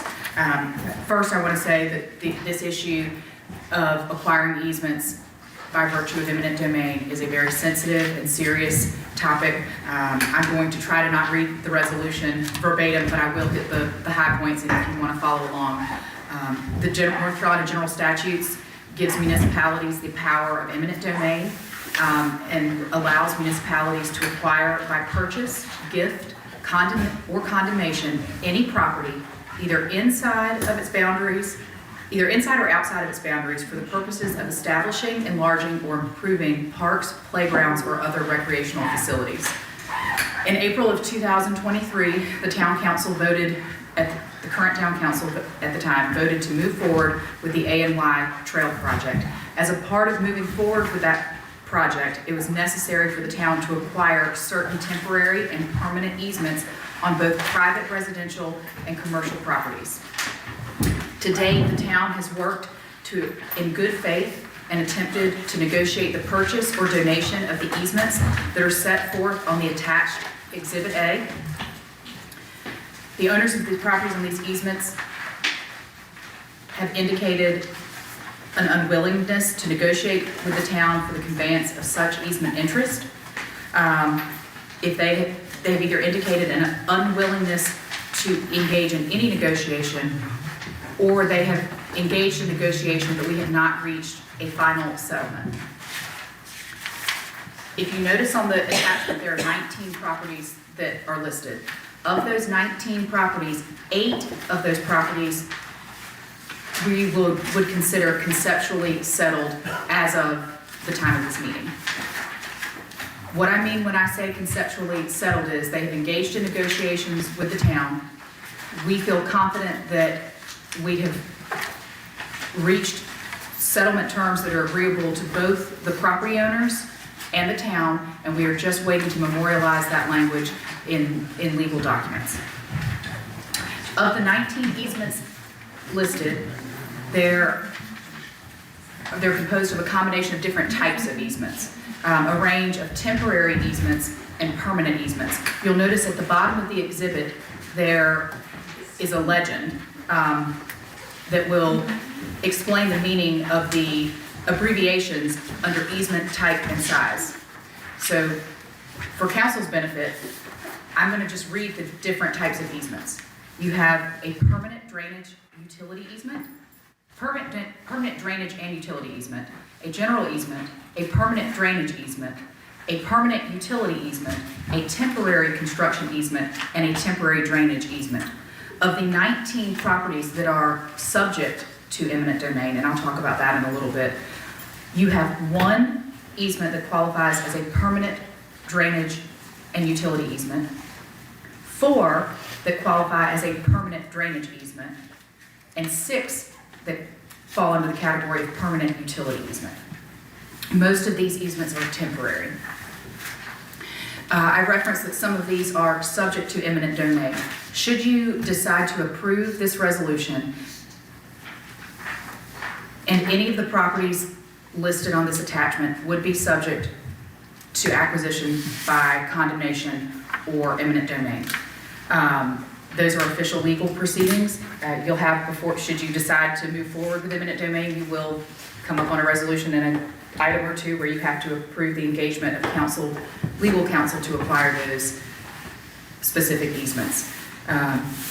Just because you approve this resolution authorizing the manager to initiate legal proceedings for eminent domain, it does not mean that these properties will have to be eminent domain. It does not stop the negotiations, and I could not encourage more to the property owners at hand. If you haven't talked to the town, please come talk to the town.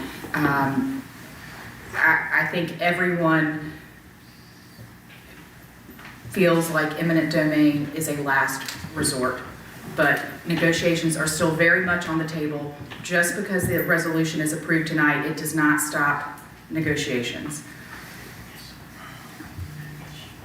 Does anybody have any specific questions for me? We also have the planner, Justin Snyder, here, as well as Brad McKinney from Bright Path, who has worked So we're gonna do it the way we did before. We're not gonna do the motion first. We're gonna have to do the discussion first. Is that what we're doing here? This is the presentation. This is the presentation. Okay, all right.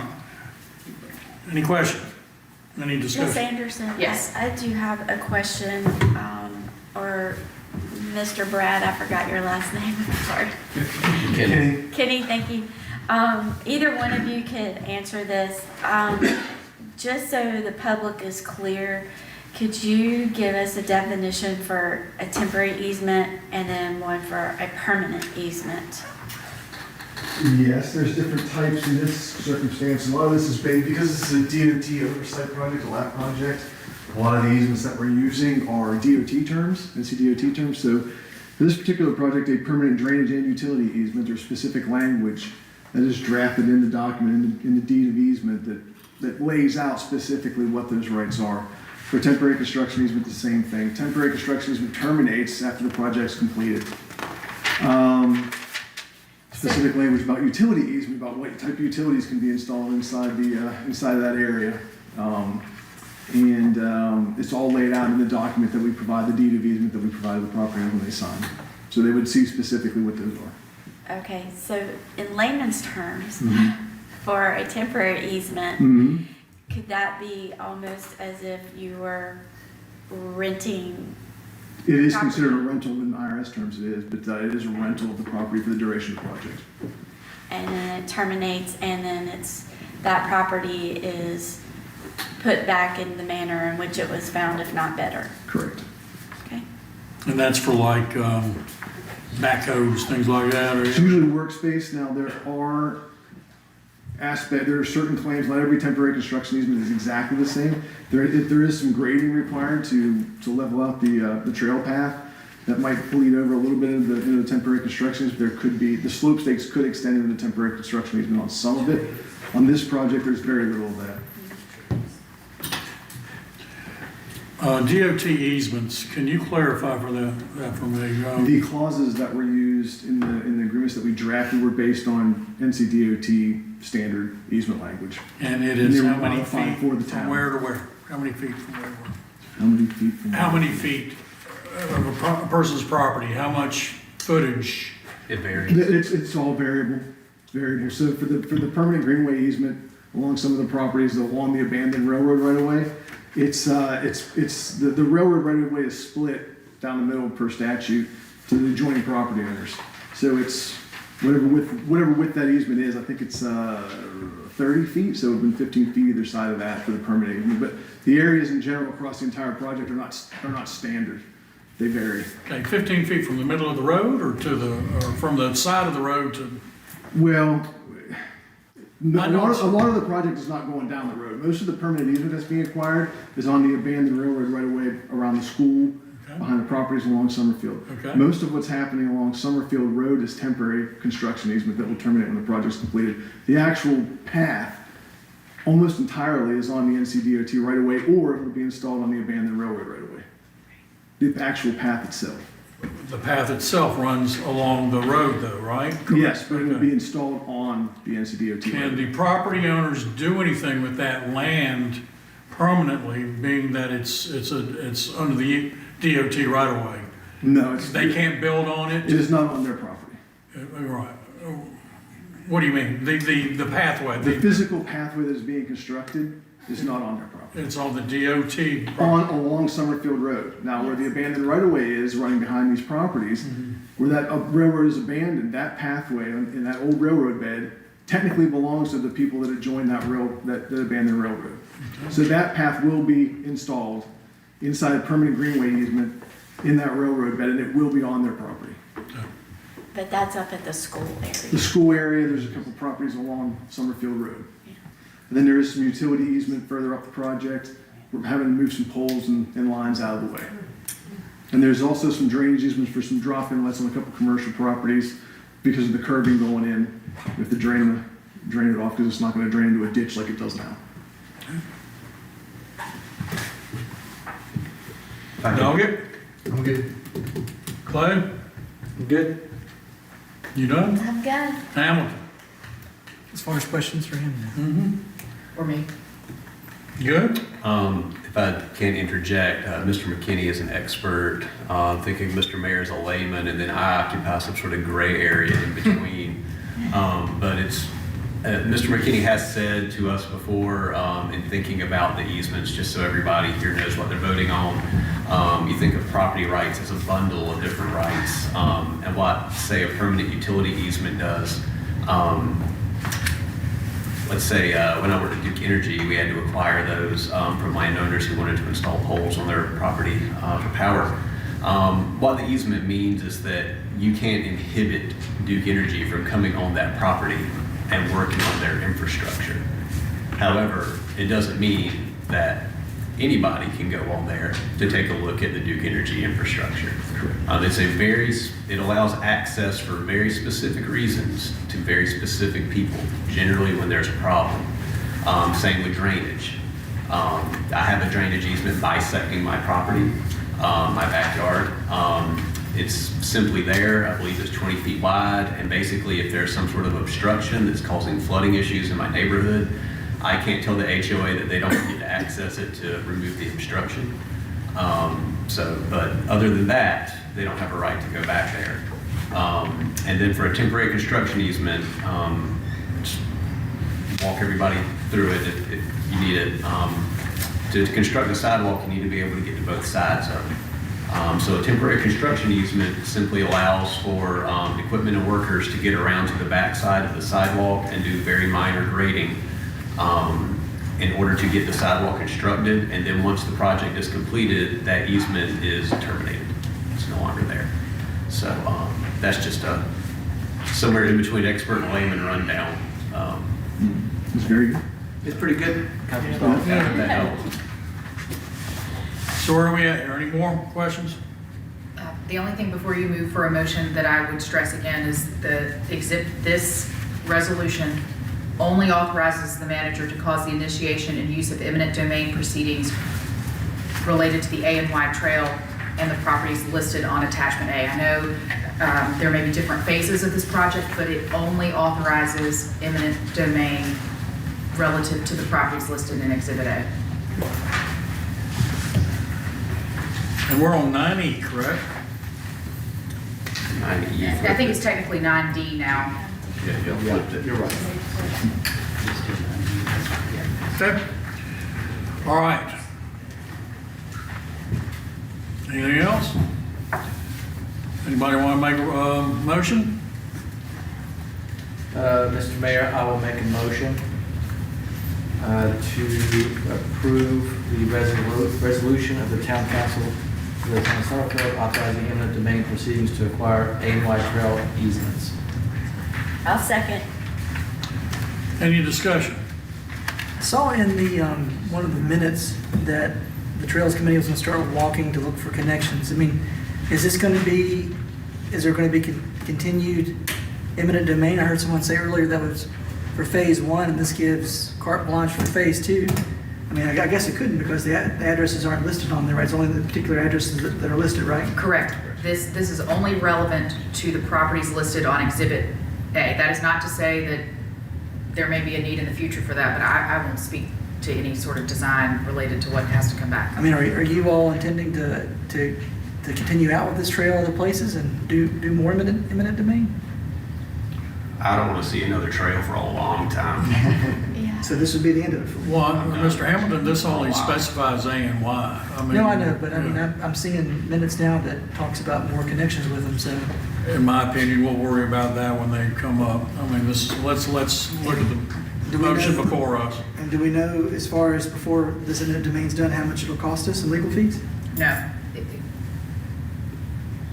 And of course, as many as there are, I mean, it's going to be thousands of dollars for each one that actually we do pursue on, right? Litigation is generally expensive. There would be a separate claim for each easement that needed to go through the eminent domain process. And, you know, I would say again, there are 19 potential easements listed on the attachment. Of those 19, 8 are conceptually settled. And to reiterate, conceptually settled means we believe we have reached an agreement. We are awaiting final legal documentation on that. And I think a lot of folks are trying to, or agreeing just because they know that they're being sort of strong-armed into it. So I mean, I just fundamentally disagree with eminent domain for this and the way this is being done. And it's going to be a lot more money going forward, not just legal fees, but this is going to be well over $1 million of our money. I think 6 to 7 is what we said, maybe even more than that. Do we know, Twig, what was the total cost of this? Not until the bids come in, but it's gonna be over $1 million, our 20%. But we've also already spent over $1 million in design, so. Which, of course, you know, $500,000 ago, I remember there was discussion on it. And part of the argument was, well, we already spent $500,000, and then now it's like, well, we already spent over $1 million. And of course, we already spent over $1 million, and we're going to spend another $1 million. That's the Laughlin building.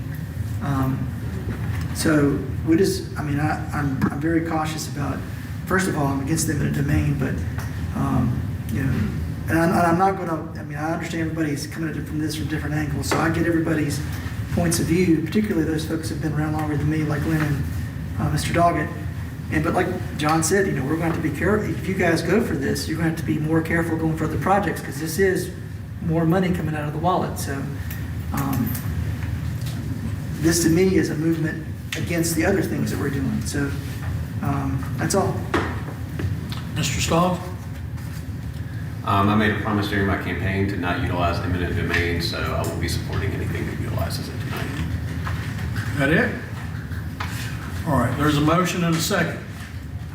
Hearing no more discussion, all those in favor of the resolution of the Town Council of the Town of Summerfield approving AY trail easement acquisition signify by saying aye. Aye.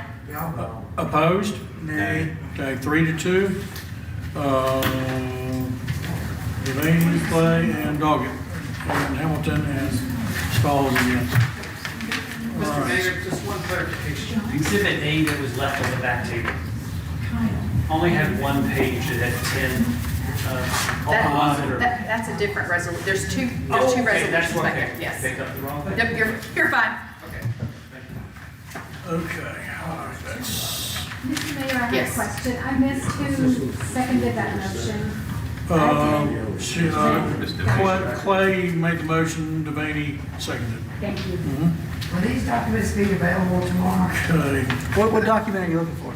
The resolution. The resolutions should have already been They're online. They should be. online.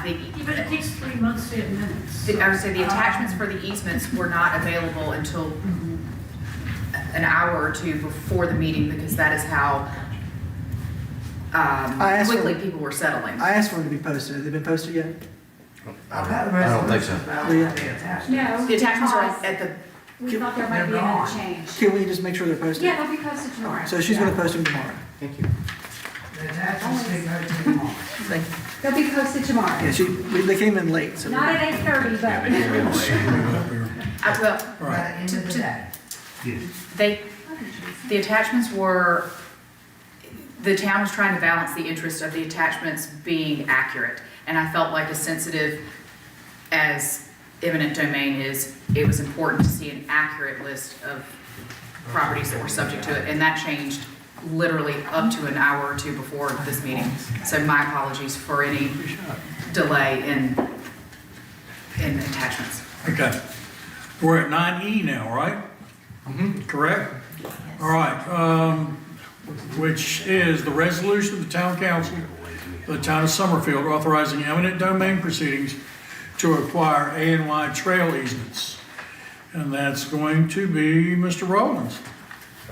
It will actually be Ms. Anderson. So you have before you tonight another resolution relating to the easement acquisitions for the A&Y Trail. This resolution deals with the opposite of the resolution you just had. These pertains to acquiring easements that the town considers reasonably settled. That means we have negotiated in good faith for the acquisition of these easements related to the A&Y Trail project. And we believe we've come to a final resolution both on the town side and the property owner side. I believe there are 11 attachments to this resolution setting out the parcels that are subject to the town's acceptance. You'll notice that this attachment includes a column indicating whether each property has been donated or purchased. Of the 11 properties, only one has been donated.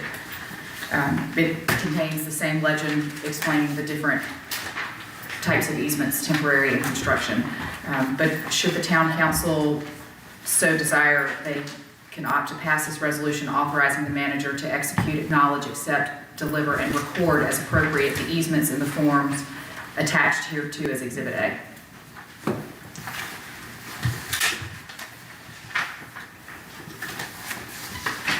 If you have any questions for me, your planning director, or the right-of-way agent, now's the time. No questions? Is there a motion? Mayor, I make a motion that we adopt the resolution of the town council of the town of Summerfield approving the ANY Trail easement acquisitions. I'll second. Any more discussion? I'll just say, given that I'm against the eminent domain and I'm worried that some folks are agreeing to it because of that, I'm gonna be against it. Mr. Stalls? I'll be for it. If people have been willing to come to the table and negotiate, I'd like to go ahead and see them get the compensation. Mr. Dog? I'm good. Any other discussion? I'm good, Mr. Mayor. Hearing none, all those in favor of the resolution signify by saying aye. Aye. Opposed? Nay. That would be 4-1. Mr. Hamilton opposes. Resolution passes. All right. Gosh, all right. Now, our approval of resolution authorizing engagement of council to acquire ANY easements by eminent domain. Now, that's Anderson and Rollins. How are you gonna change that around? I hope that I never speak so much during a public meeting after tonight. Yeah, I'll tell you, I go home, I have a headache when I go home out of it. Y'all can drive me crazy. So you have before you a resolution authorizing the engagement of council to acquire the ANY easements by eminent domain. As I mentioned in the previous resolution, authorizing the manager to initiate the eminent domain proceedings. That is a legal proceeding. You will need a lawyer to do that, and this authorizes the manager to engage the appropriate legal counsel to pursue those eminent domain claims. Is there a motion or any discussion? Motion. Any questions? I understand that there's still ongoing negotiations at this time that we're trying to pursue.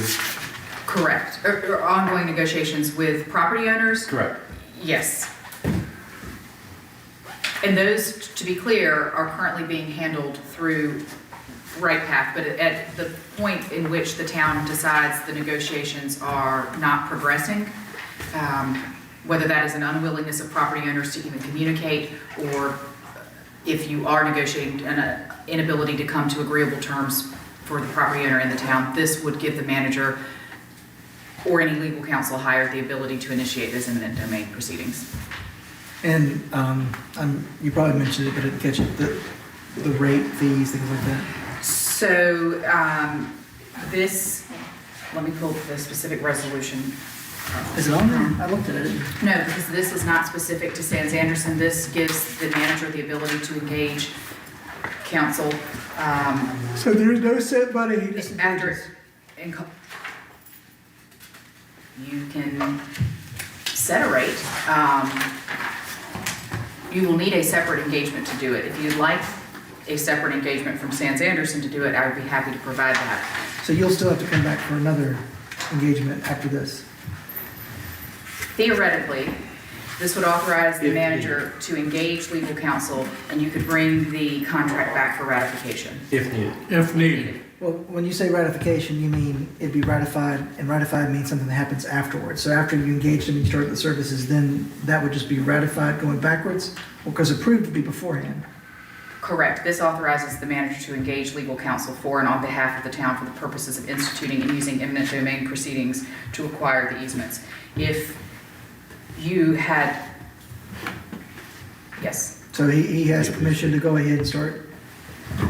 That's what this resolution is giving him. And I'm just looking at like your ability to actually pay somebody before we Yes, authorize sir. it. So I believe there are firms that specialize in eminent domain. If we have to get that far, that will be less expensive than our current rate of legal litigation matters with Sands Anderson. And this affords me the opportunity to kind of check pricing between the two. Okay.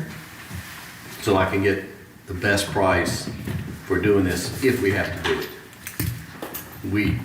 I know what the litigation rate is for Sands Anderson, so but there may be firms, and I suspect our firms do it less. Our Virginia lawyer, North Carolina. Well, to clarify, I am not licensed in the state of Virginia. We'll handle it during the council comments. But the resolution does authorize the manager in consultation with the town attorney to find appropriate legal counsel, and that may end up being Sands Anderson. It just depends on a variety of issues. The eminent domains are us. Okay, any other questions? Let's move along here. I'll entertain a motion. I move to approve the resolution of the Town Council of the Town of Somerville authorizing eminent domain proceedings to acquire ANY trail easements. A second. Seconded by Ms. Devaney. Any discussion? More money. I just want to point out and have Ms. Anderson verify, just because this passes does not mean that the window for negotiations is closed. No, the window for negotiations is very much on the table. No official legal proceeding has begun related to an eminent domain claim for these properties. Nothing has been filed. These properties are just subject to eminent domain based on where they are in terms of settlement negotiations. But make no mistake though, I mean, that is sort of forcing the hand. So, Yes. Any other discussion? All those in favor of passing the resolution of the Town Council of the Town of Summerfield authorizing engagement of council to acquire ANY easements by eminent domain, signify by saying aye. Aye. Opposed? Nay. All right, 3-2 with Hamilton and Stalls dissenting. Motion passes. I just want to, since the camera's on, I just want to say that we are striving to make sure that nobody gets a letter and that we are going to do everything we can to keep anybody from being subject to an eminent domain. The whole council is committed to that, so we're going to do all we can. G's pushed off till next time. Yeah, what's that? G's pushed off till the 17th. Yep, okay. Approval of new maintenance position. Are we gonna, yeah, we're doing that? Okay. Mr. Mayor, I think it would be appropriate to push that item 2 to the 17th. You're not gonna hear an argument from me. I mean, all right, what about, okay, we're not doing the Laughlin Steering Committee? I believe that's, the Mayor Pro Tem's got an update, but I don't believe there's any action. I think she's just. Okay. Oh, okay, that's right, so, So we just changed that to 9I's, the Laughlin Steering Committee update. So basically, it is, we have gotten applications. It is posted online that applications are available. There's a link, so you don't even have to go into the system to find the application. And all applications are due by April 1st. You may send them to the town clerk, or you may send them to me directly, or you may send them to both of us at the same time. I just want to reiterate that upon forming the Laughlin Steering Committee, that the purpose was to establish this committee to help with the vision of the project and ensure the historic preservation, solicit public input, and assist with project coordination. This is a temporary committee. It would consist of 9 members, including the town manager, 2 council members. Those have been designated as myself and Mr. Stalls. We perceive this might be a 3-year term. It could be less. And if this committee is formed, it would be held, the meetings would be held at 6:30 on the first Tuesday of each month. That's it for your update. Okay. We've removed J, which moves us to 10, manager and council reports and updates and council comments. Do we want to do this? I mean, are we gonna go, all right? Bandera Farms Parks? Parks, what are Bandera Farms Parks? Park. So, per Mr. Hamilton's request, we listed out the things that came directly to mind, and I have one thing to add to manager update. Bandera Farms is just ahead of schedule, even with all the bad weather. If you've gone by there, there's a lot of activity, and they're getting it done. That's what I can say is the best thing, and we're still looking at the end of September completion for the project. And as we get closer, we'll be looking at an official ribbon cutting, and so That's things great. are going well. I love the fact that everybody seems to love that project, so there doesn't seem to be any sort of, that's great. We're unified. The water project, I'm a little aggravated right now with Freese Nichols, to be quite honest with you. They're still at 90%. We're still waiting on permits from DEQ, and I had a conversation with them, and I actually had a conversation with Councilman Stalls today about how we could push that, if we could leverage DEQ on that particular project. But other than that, there's really no change. Solid waste service, the bills will go out Friday with the new newsletter, so I'm going to copy this. I think y'all were copied on drafted newsletter last night. I will say that 99%, all I've done is proofreading basically and giving ideas. 99% belongs to that young lady right there. That's one of her talent skill sets. We brought her over from Our State Magazine, and I thought it was an incredible first product. And so we would like your feedback on that for future and for things you think about in the future. And I think the citizens. So when the bills go out, they'll go out paper-wise. There will be a QR code on there where people can scan that and pay their bill. It takes them right directly to a link. The website will be up and running for them, and all calls for anything regarding solid waste should come to Town Hall. Anything. Whether they're got a damaged can, they didn't get picked up, they're a senior citizen, need some help, they want to stop service, add an additional can, everything should come to us, not call Republic.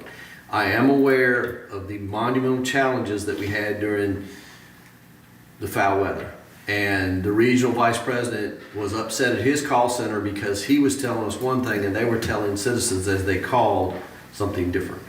But the bills go out Friday. Just as a reminder, we're billing y'all in the rears, just like electricity or water. So the service has already been provided. We feel very comfortable in that. Because if they pay their bills like they pay their taxes, you citizens, we're in good shape. We're in really good shape. We also did get a little bit of good news too, a little bit of break, is we found out that we can do pre-sorted first class mail on our envelopes, so that's going to save us a little bit more. So everything's going according to plan. The bills are printed. The collator folder stuffer comes tomorrow. We'll get them stuffed and in the mail, so everybody should see their bills by Saturday or Monday would be my guess, depending on how fast the Postal Service gets them to them. So really excited about that. The newsletter, I touched on that. The town sign, we did check back out to DOT. The person in charge of encroachment agreements has been promoted. We're dealing with somebody else now, and we're in a waiting pattern. That's the best news I've got on that. As soon as we get that, then we can start moving forward. I will say, when it comes to signs, all political signs in the town that are on the right-of-way or any public property after the 13th, 10 days after the election, will be removed. So we put that word out, and so, just fair warning, if you get any calls, we're going to start confiscating those signs to clean up the town. There's a lot of them out there. We're hoping the candidates. Unfortunately, those are considered political signs, so if they're in the right-of-way or in public, they will be taken up. If they're on the private property, we won't mess with them. So just fair warning to everybody. You can put the signs back out October the 4th. So that is my update, Mr. Mayor and Council. Water project, wasn't that tower supposed to be done by December, right? Yes, sir. End of the year? Yes, sir. It's gonna be, you think? I'm Yes, pushing. the I'm answer should pushing. be yes. while he's talking about that tower, can we follow up with any questions? Well, yeah, well, I got one more, okay. So I know you're on it, I was just wondering, solid waste, service, the bill, shouldn't there be a way for us to send that out electronically? And I might have missed that in previous discussions. Yes, sir. We've already had a bunch of people, so when we did the transition from Republic sent out a notice and said, hey, if you want to sign up for electronic, we have right at about 1,000 of our 4,000 households who have signed up for that. Okay. In this new one, there's going to be a QR code where people can sign up, and they'll be able to save even more money. Their rate now for a can every week, regular trash, and a recycling every other week is $68.25. If they elect into electronic, instead of getting a paper bill from now on, they'll get an electronic bill and they'll get an electronic newsletter at the same time. Okay. So they have to sign up and they'll save some more money. And if they pay annually, they'll save even more money. So it does. Okay, I knew it was in there somewhere. I felt sure that we were gonna do that. Okay. I'm sorry, Mr. Hamilton.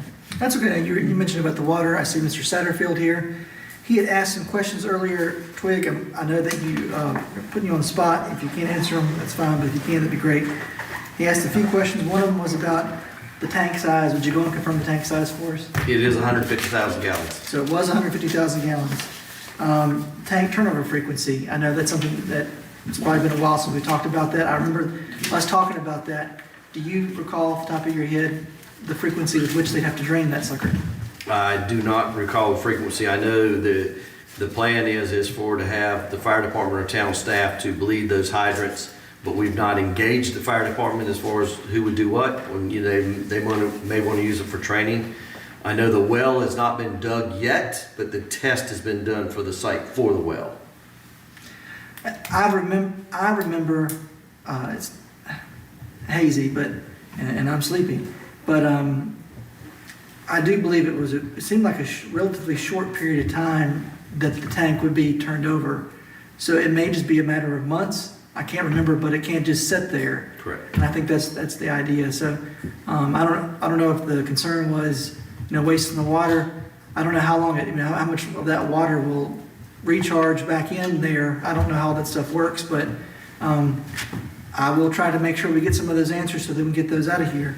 And I also think we had a couple more questions that are worth asking. I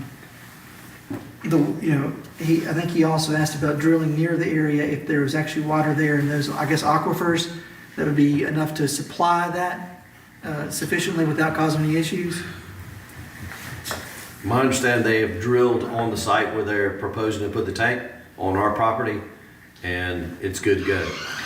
Unless somebody stops Mr. Satterfield, you can ask one more question. No, I didn't have a question about that. Well, that well pretty much pumps during it refills at night, correct? The way a water system works is it pumps anytime the tank drops below a certain level. Yeah. So if hypothetically, God forbid, we had a massive fire and the fire department drew down that 150,000 gallons and the pump would automatically come on and start pulling out of the ground and refilling it. It's not going to sit there and run all the time, though. And Mr. Satterfield, you're also welcome to call our manager if Absolutely. you think of some more questions. Call him and talk to him. My main concern is just, we don't want anybody else catching fire. And with the fire department not using water consistently, we're going to be flushing it out on the grounds because we don't have any customers for it.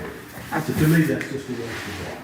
I definitely understand. Just to move real fast, you all tasked me with looking at the town halls. I'm going to bring something back next time and put some things out. And have something solid next time, because like I said, I'd like to shoot for like a June or July town hall, and I think it'd be great for us to do that. A couple of folks touched base with me about some questions they had, and I think, Lynn, they might have talked to you too, Summerfield Theater, about doing like a joint venture. Yes. I think it's going to be in May, so maybe we can talk to Twig and maybe bring something at the next meeting to get that underway. Okay.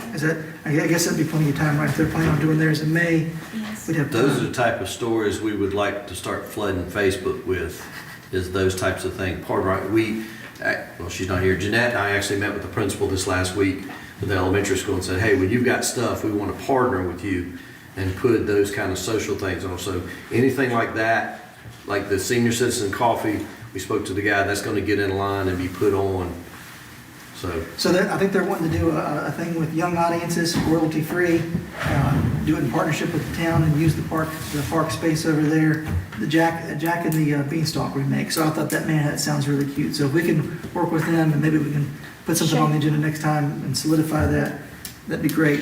And I've heard some other comments too, and I don't wish I had them, and I'm not on top of my game right now. You know, Oak Ridge has gotten something I think they're doing with their senior citizens over there.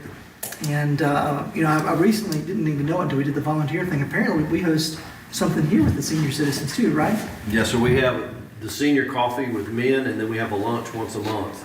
And we actually have money in our budget that y'all authorized last year in prior councils that does that. So I believe Councilman Doggett's dad participates in the senior coffee with men, and they come and it's a bunch of old guys sit around and drink coffee and tell lies, basically. That's awesome. Enjoy themselves. First and third Thursday. There you go, Jeff. I know come sometimes. And then they also do meals. And so. And they do programs before the meals, like a Medicare speaker or just, they have 3 different types of programs that rotate, games. That's also something we need to kind of push out there, because that's a beautiful thing. That kind of stuff. That's a joint venture we have with the county, and they underwrite it a little bit, we underwrite it a little bit, so that's in our budget, so. Cool. The only thing, if I remember right, when we were talking about the water in the tank, that's the reason why the tank, we all know there's gonna be multiple tanks. So that's the reason they weren't that concerned with this first tank size, because there's multiple tanks going in, and they figured for it when they did it. When are multiple tanks going in? That's something that's gonna come up in the strategic planning. That's the first I've heard of it, I'll say that. Council approved plan for possible expansion. But that might have been something, you were part of discussions early on that we weren't, so we don't know. If I may speak to this, it has been the council's direction that if all possible, we buy water and not drill water and build more tanks. That is the direction, that is the discussion I'm having with my peers, but they're preliminary and I don't want to go any further than that. We're not looking at establishing a bunch of tanks currently. This is their direction to me, and not doing a bunch of. Who's gonna sell the town water? I'm not going to discuss details at this time, Ms. Dunham. Just to add to what Mr. Doggett was saying is, Freedom Nichols, they shared with us quite some time ago that one tank cannot cover the entire town of our population. It requires more than one tank. Right. If we decided to go in that direction. But that was their recommendation at that meeting, was a 300,000 gallon tank to take care of residential use and fire. They said it's not even close to covering That the one, town. okay. Even if we pump it in, we'll probably have to have 2 or 3 tanks, won't we? Just for I pressure. think it was like 5 tanks. Okay, yeah, there you go. I mean, can't be the only one. I mean, I'll just go and tell everybody, we don't have any business discussing water right now. Yeah. Why? Okay? We do not have any information in front of us at the moment. I'll entertain, is everybody done? I'll entertain a motion. I'll make a motion that. I'm sorry, okay, go ahead. Will the newsletter be on Facebook? I'm sorry? Newsletter be on Facebook? Yes, sir. We'll put it on. And the last thing, Mr. Mayor, is you mentioned some of the signs being removed. I just wanted to recognize Mr. Wendelken. Every year I notice that he goes out and picks up the signs on his own time and effort. Every political season, he goes out there and he grabs those. And so I just want to say thank you for doing that. That's a community service. Really appreciate it. You're the true patriot of some of this. And I will say, when we confiscate them, they're going to be behind town hall for a week or 2, so people can pick them up if they're going to run for election again or whatever. We're not going to just throw them away immediately. If they're a business, we call them and say, hey, this is not allowed in our town. Come get your signs. You can do it in another town. But if not, then we throw them away after a week or 2. You get that motion cranked out. Anybody else? All right, Ms. Devaney? I make the motion that we go into closed session to consult with an attorney to preserve the attorney-client privilege and/or to discuss real property acquisition and employment contracts, or to discuss personnel matters, and to receive an update on the Dedham litigation and current employment litigation. Okay. second? Seconded by Mr. Doggett. Any discussion? All those in favor of going into closed session signify by saying aye. Aye. Opposed? We are going into closed session. All right.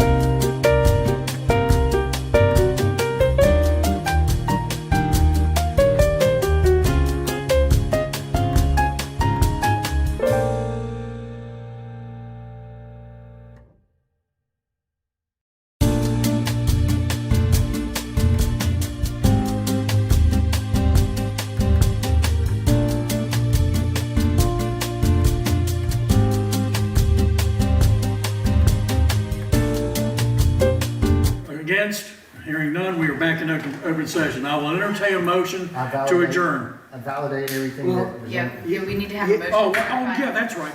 I make a motion that. You got a certified statement. Certified, I certify our closed session that we consulted with an attorney and preserved the attorney-client privileges and/or to discuss real property acquisition and employment. Real property acquisition Okay, and received updates on the Dunham and employment and litigation. received updates on Dunham and the litigation. All right, hearing that, is there a motion to adjourn? I second You second that, all right. All those in favor? Aye. Opposed? Okay, passes. I make a motion we adjourn. I Okay. second. All right, we're done. No, All no, those in no. favor? Aye. Okay, we're done. We're good.